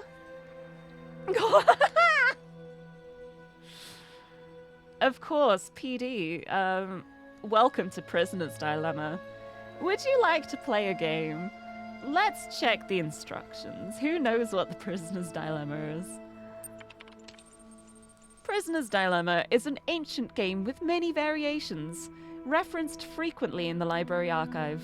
In this version, you will be matched with a series of opponents, and your objective is to avoid receiving demerits by cooperating with or outwitting them. Your first 5 rounds will count towards your leaderboard score, prized for scores of 9 demerits or fewer. Oh. Only the first 5? Oh. Oh, you know what I'm gonna do real quick for absolutely no reason? Let me just, really quickly back up my save for no reason. Give me a second. No reason whatsoever, just for a laugh, just why not? Okay, now I have no pressure, now I can just do it.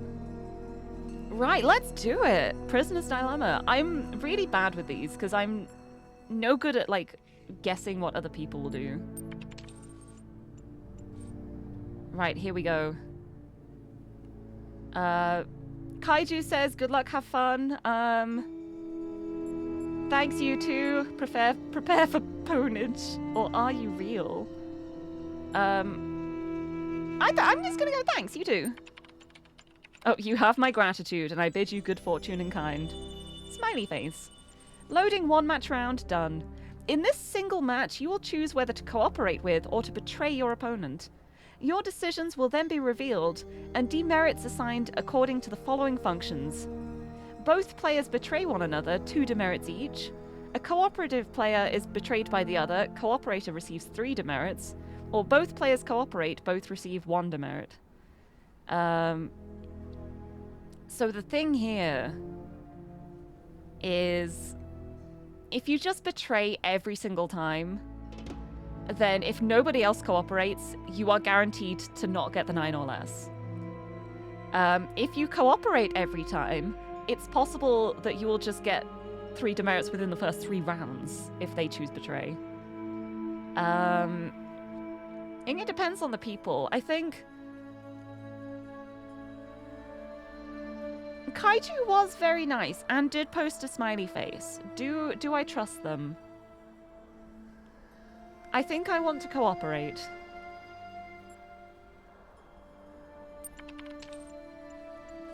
I think it'll be okay. Kaiju chose to betray me. Awful. Awful, terrible person. I got 3 demerits. Let's re-enter matchmaking. Connected with dog. Okay. Hi. Not really sure how this game works, but I will cooperate if you do. I feel like dog's gonna betray me. Maybe I will say, if I'm completely honest, I'm going to betray you. And we'll just go with the 2, because I don't really trust dog to cooperate, honestly. Let's go with it. If I'm completely honest, I'm going to betray you. See if it works. If I'm completely honest, I'm going to betray you too. Yep, I figured they would. Dog is the type who would do that. So we are going to betray. So then it will only be 2. There we go. This match was a draw. Ha, you saw through me, GG. This game mode is stupid, in my humble opinion. People are always selfish if there's no comeback, no real tactics. Dogs challenged me to a 3-round match?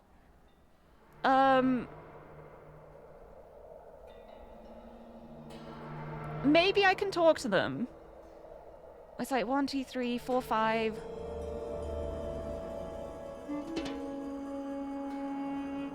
6, 7, 8, 9. If we did 1 joint betray,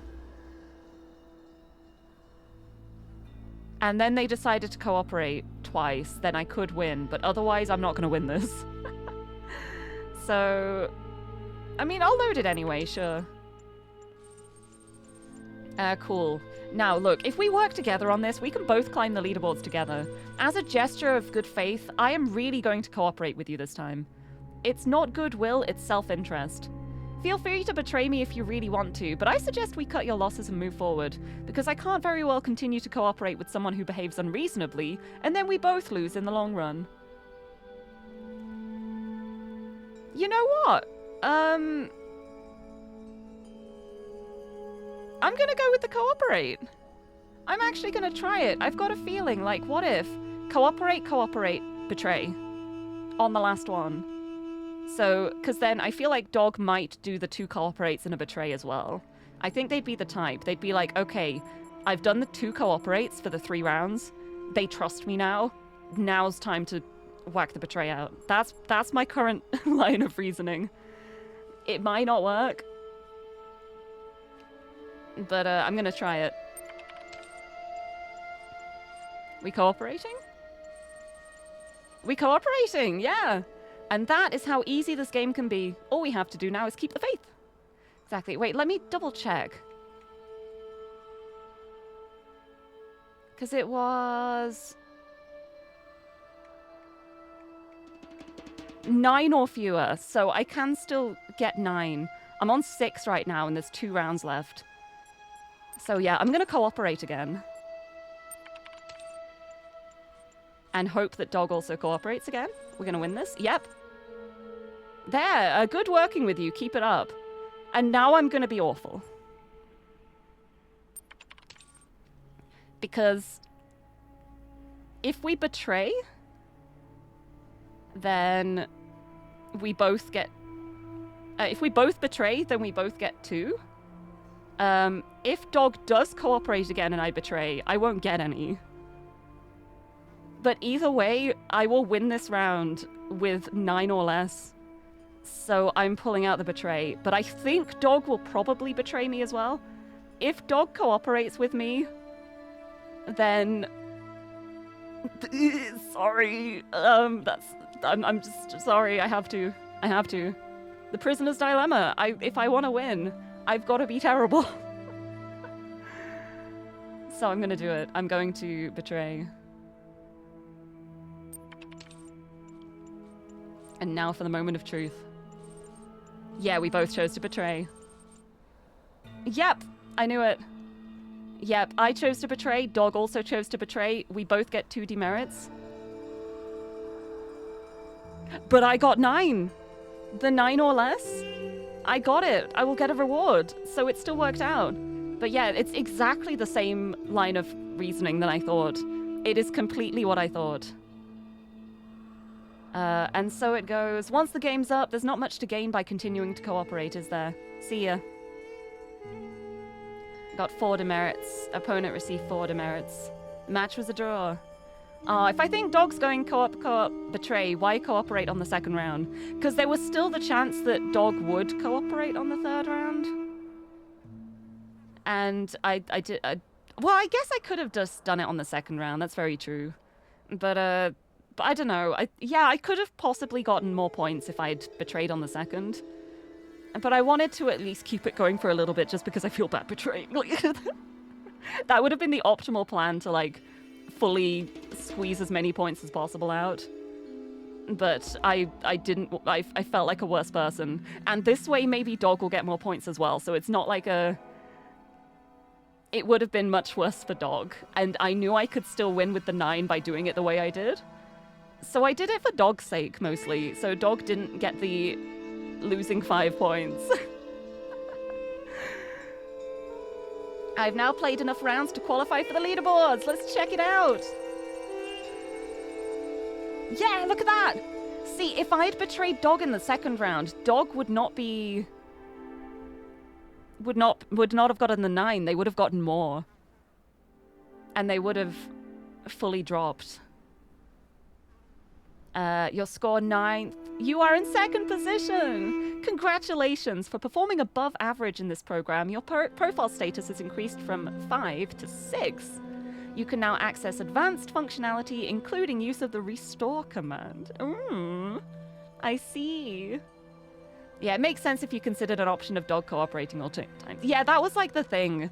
Like the third round was an uncertainty. Like maybe dog was fully just going to cooperate.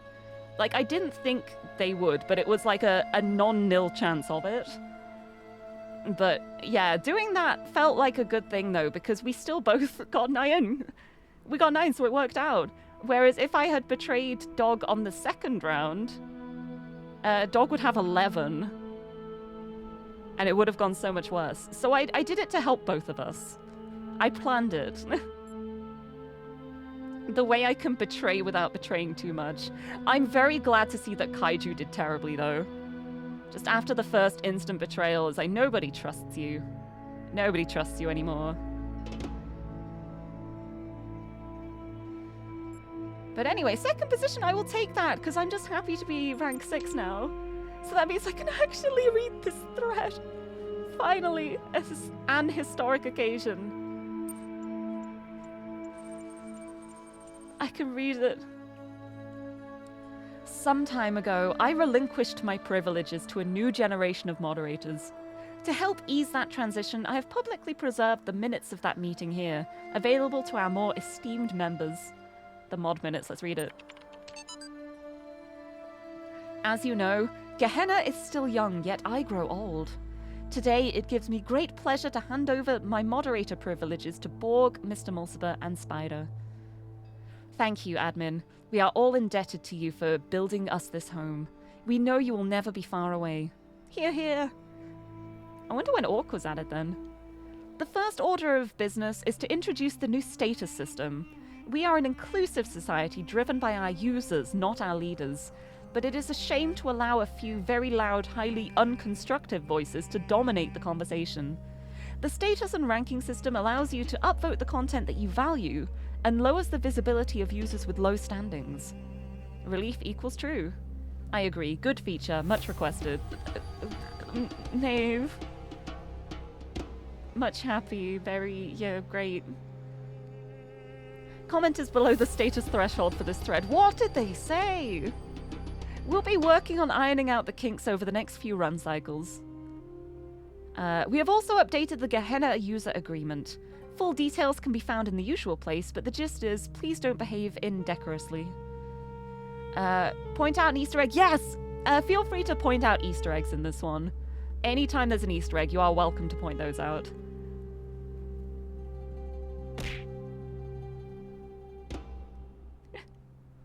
Cube? Cube? Is that my Easter egg? Right, anyway, nobody's replied to my thread yet. Which is so rude. But at least I'm rank 6 now. Which feels good. I'm happy. Wait, Cube, outside of the terminal? Oh, like up here?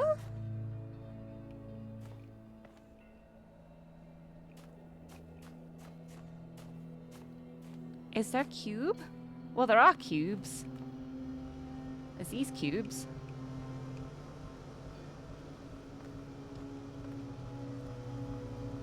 Is there a cubey Easter egg around here?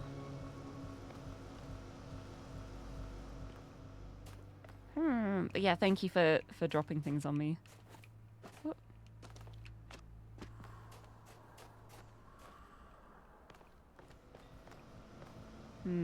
I wish I could jump back over onto it.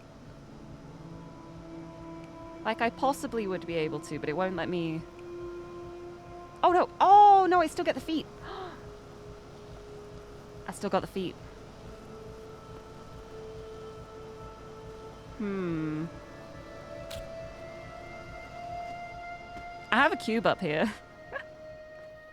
Can I climb?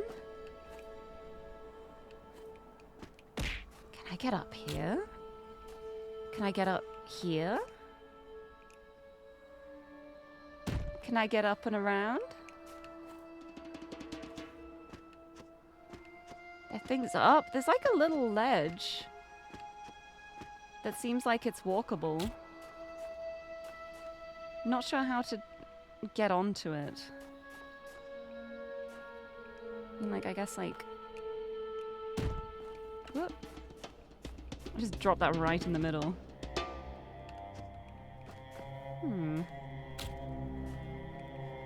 I want to put it there. Yes, on top of where I am. Oh, I can un-ASCII myself now as well. There we go. Let me get back to normal. I'm not in the text adventure anymore. Boop. But hello, Zarok! I'm glad you got to see it. I had it for like when I'm doing adventures in Gehenna. I can be part of Gehenna myself. But I'm not doing that at the moment, so I should have a form, probably. But hello! I hope you're doing well. Happy Talos Tuesday! I can't get up there.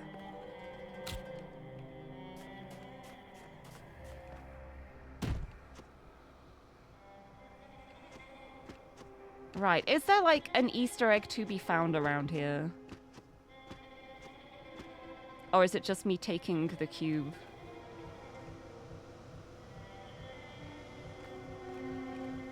There is an Easter egg. Whereabouts is it? Is it going to be like up this bit? Maybe?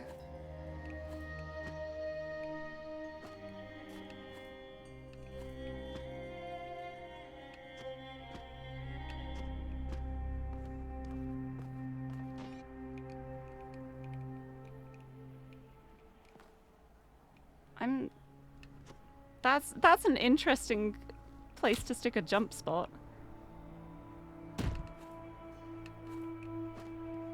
I can't stand on that tiny little lip there. Which is a bit of a shame. Can't get up from here. Guess like I can probably get like over the edge here. No, I'm not quite high enough for that. Can't get up there. Wait, can I stand like on the terminal? Hold on, let me try.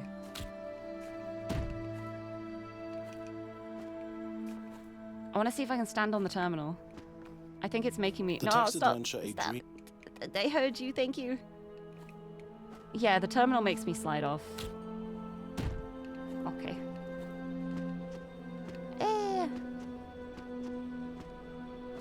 I want to be free. I want to escape. I want to get free. I want to get free right into the sun. Can I grab the other cube as well if I'm really, really careful?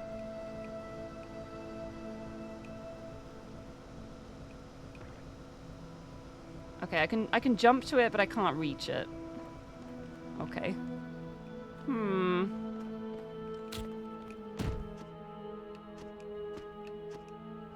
I can't jump up on there. That seems surprising. That feels like a height that I should be able to jump up to. I guess my jumping is weaker than I thought it was. Okay, which direction is it to go up? Because I can't seem to find any ledges that are, like, high enough for me to actually reach.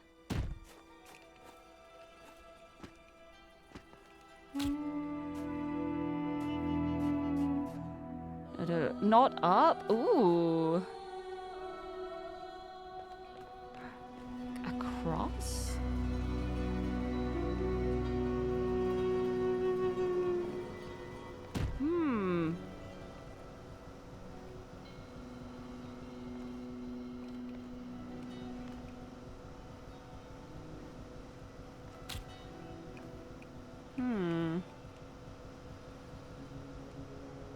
I'm gonna be risky.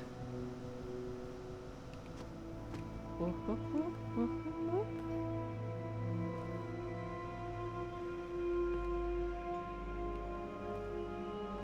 I thought I'd get the footprints to jump from there.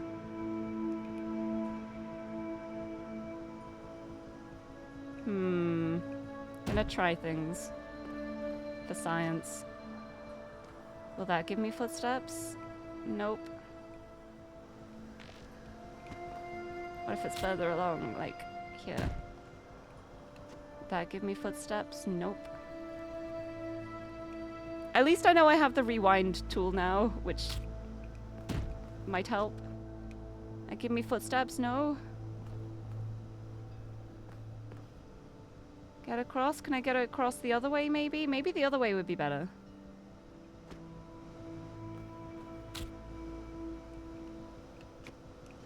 Maybe this way would be better. There's a tree here, too.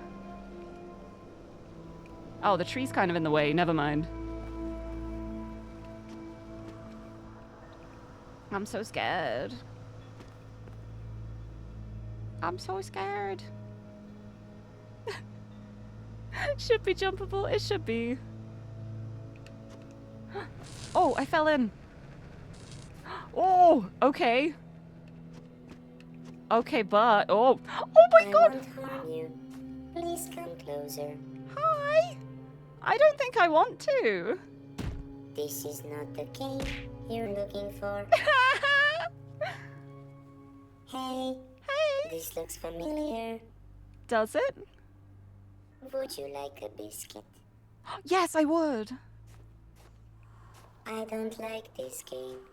I do. I think it's a great game. Where am I? I must be in wrong game. Don't worry about it. This is from your game, right? Puzzles. That's from your game, right? Hello. Come closer. Companion cube. Hey. This looks familiar. Hi. Is that all Would the you lines? like a biscuit? Yeah, I think that's all the lines. Oh, I'm so glad. I didn't even need the cube. But at the same time, I think I did need the cube. Because the cube helped me emotionally on my journey.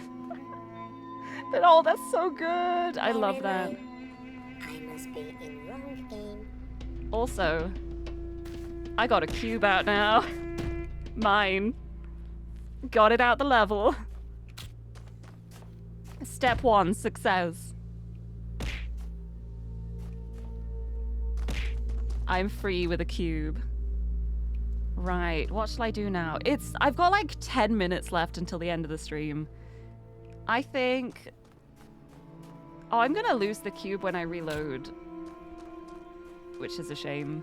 But I know how to get it out now, so... I guess like maybe I can still use that to my advantage. Or I could like drop it into the big puzzle. I wish I could keep it, but I'm pretty sure reloading is going to reset everything.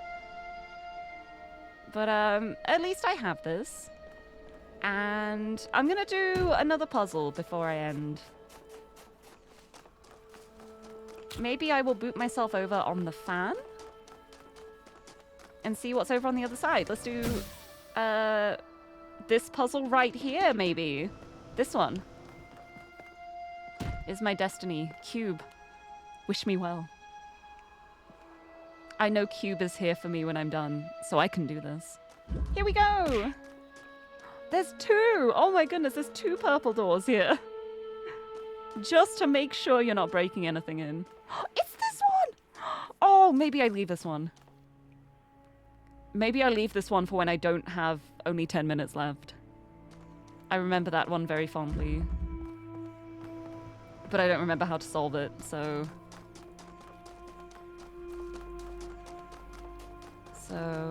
Oh! QR code. And what if my soul is heavier than a feather? Who is Anubis to judge me? Hassan Gehenna. Hehehe. Exactly.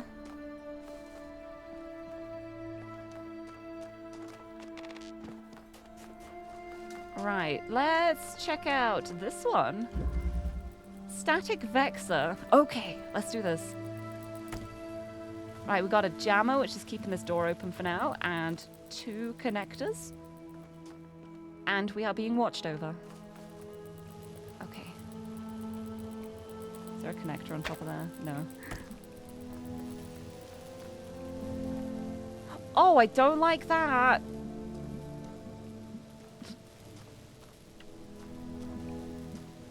I'm not a fan of that. Okay, I'm gonna need to use the jammer through the window to unlock that.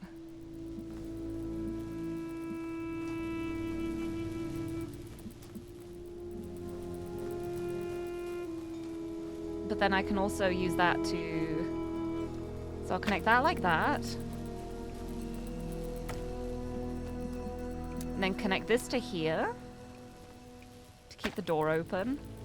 And then the jammer is closing that now, but I will then do that. Okay. Yeah, that needs to stay open with the jammer now. But, now I've got another jammer. There's also a connector I can't access. At least not from low down. Mm-hmm. And that connector would keep this door open without needing the jammer for it. Right, so going through here, there's another room. I can use the blue to open that. I can use the blue to open it from this direction as well. I'm gonna need a jammer free to jam this fella so that I don't explode. Oh, hello! And there's a friend over there. Okay, okay.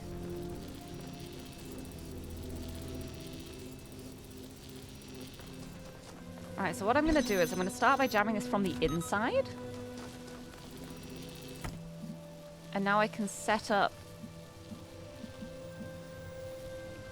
the connection in here. Right, so that's open because of that jammer. This door...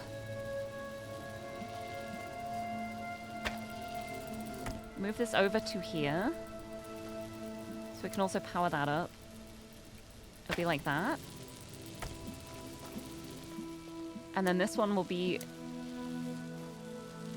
for the door like that. Actually, I think I'll do that for both of these. Like that. And then this one is just for the laser and that one. Right in the corner, out of the way, not making mistakes. So now I can remove that. And this is self-sufficient and fine. And I can do that. And that opens that door.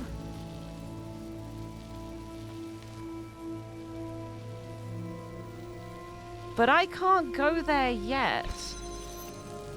Because I need another jammer to jam the orb. But how can I connect to that? Nothing I have is high enough. I don't have a cube in here. I'll do that. That opens both of those. But then that breaks everything because the laser's gone. Oh, and then I need to do that to make it self-sufficient again.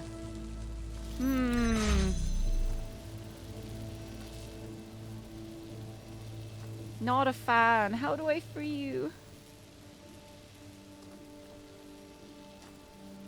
It's the fact that this is so low down. It's like, this is the one connected to this door. So when that is lit up...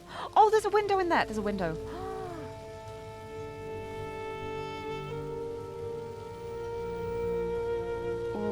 Okay.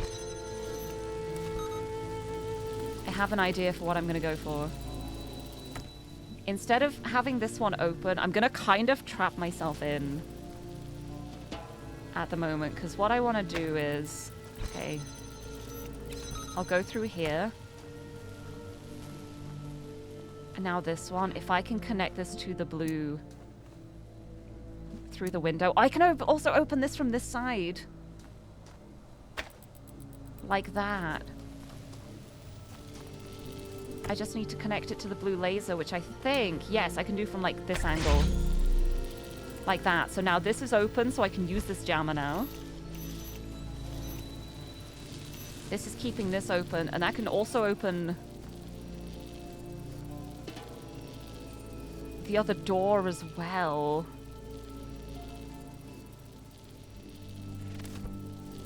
Let me... Yeah, because I can use that to open, like, all of these things. And then I'll go back through here to reopen that to make it self-sufficient. Okay. Okay, all of these are connected. That is open. I can jam you.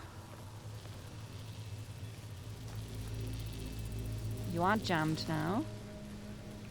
This is open, so I don't need the jammer for the doorway.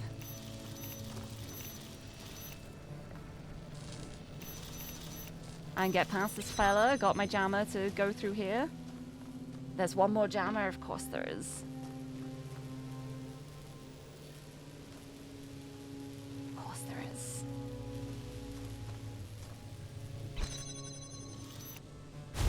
Let's jam that from here.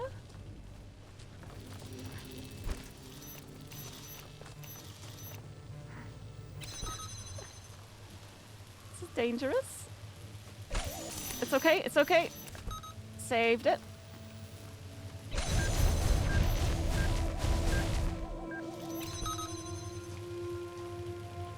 Jamming, you're meant to be jamming this. There.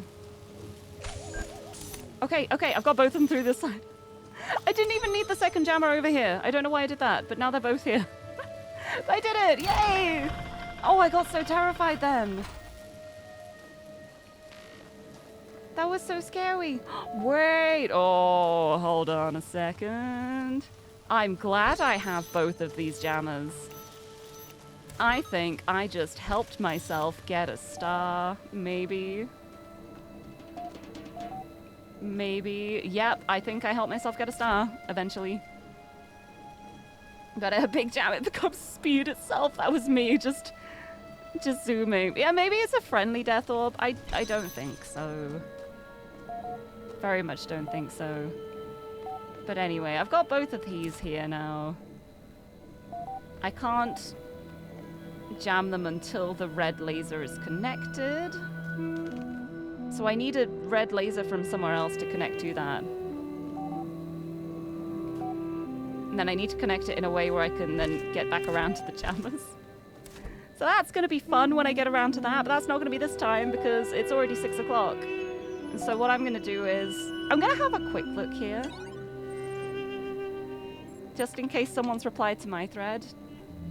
No, but there's some new threads. So what I'm going to do is, this will be the starting point for next time. And what I'm going to do is I'm going to come through here. Yeah, it's fine. I'll be able to make my way back around. Or maybe I will... Oh yeah, because it's going to reset when I save and exit anyway. So it's fine. So it's fine. Let's get out of here. Let's get out of here. It should have just saved. Saved 2 seconds ago. Fabulous. And that is where we will continue at next week. But oh, this is so fun. I love this game. I love this puzzle so much. I'm like, I didn't want to like rush through it in 10 minutes. This is going to be the thing I'm excited for next week. But yay, I did it. I did the puzzle in 10 minutes. I'm proud of myself. But yes, I love this game so much. It feels so good to be back doing Talos Tuesdays again. I've missed it. I can't believe it's like 3 weeks I didn't have a Talos Tuesday. It felt so strange. It's good to be home. But for now, I need to head off and go get myself some dinner because it is 6 p.m. and I had breakfast for lunch. Like, I had a really late breakfast, so I didn't really eat lunch. So I gotta go make food now. But this was so fun. Let's exit the game and bloop. I'll head on over to here to find a raid target. Let's see who is online. Oh, I think my thread's bugged. I think it might be. No, I think nobody just wants to reply to me. I think people just see the thread and they're just like, nah, I don't like that guy. Let's just ignore it. It's okay, though.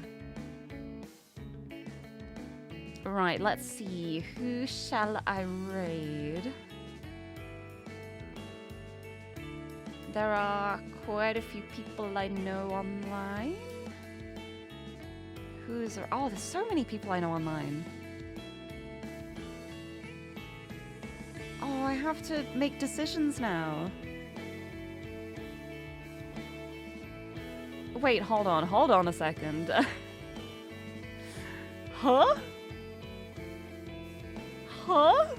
Hold on, I'm sorry, I just noticed someone's playing a game that I have not played in so long, I kind of forgot about it existing. Has anyone ever heard of a game called Aura Kingdom? It's like an old anime-style MMO. I used to play it a long while ago. It was like Aura Kingdom and Ion. I played them quite a lot. And apparently there's Aura Kingdom Impact. I don't know what this is, but Nap is currently playing Aura Kingdom and just started the stream too. She's only just started. But I've not thought about Aura Kingdom in quite a while. that is wild. I'm gonna send you over Nap's way. Oh my goodness, Aura Kingdom. I kind of want to play it again. I had such a cute character. I wonder if I can find some old screenshots out at some point. But yes, that will be it for me for now for my stream. I gotta go and get some food. But I will be back tomorrow, which I'm very excited about because it's the return of Women Wednesdays again. And I'm finally getting around to playing the new Studio Elan game, A Tithe in Blood. I am so excited to play it. It's pretty dark from what I've heard. I'm gonna have content warnings up on the stream as I play it. But I'm really, really excited to play another visual novel. I love it. I love being able to read. I hope you like my voice. You'll be hearing a lot of it. But yes, let me get the raid message. Here is the raid message. If you are subbed, we'll use the bongos. If not, we will send hearts. And we will say hello from Gehenna into Aura Kingdom to go and raid the lovely Nap. Nap's also a member of Moe Live, the Maids of England VTuber group. So if you like maids too, a good target. But yes, I will send you over to Nap now, and then I will go and have a nap myself later, maybe. No, I probably won't. I have work to do. But it's so good to be back in Gehenna. I'm so happy. I'm so happy. I will be back tomorrow for A Tithe in Blood, which I'm looking forward to a lot. And hopefully my monster delivery will arrive in the morning so I can actually have a can of monster for the stream. But if not, I'll just go over the road and grab an expensive one. But yes, that is it from me for now. I'll be back tomorrow, but for now, I am going to head off. Thank you so much, everyone, for joining me today back at Talos Tuesdays. And until next time, bye-bye!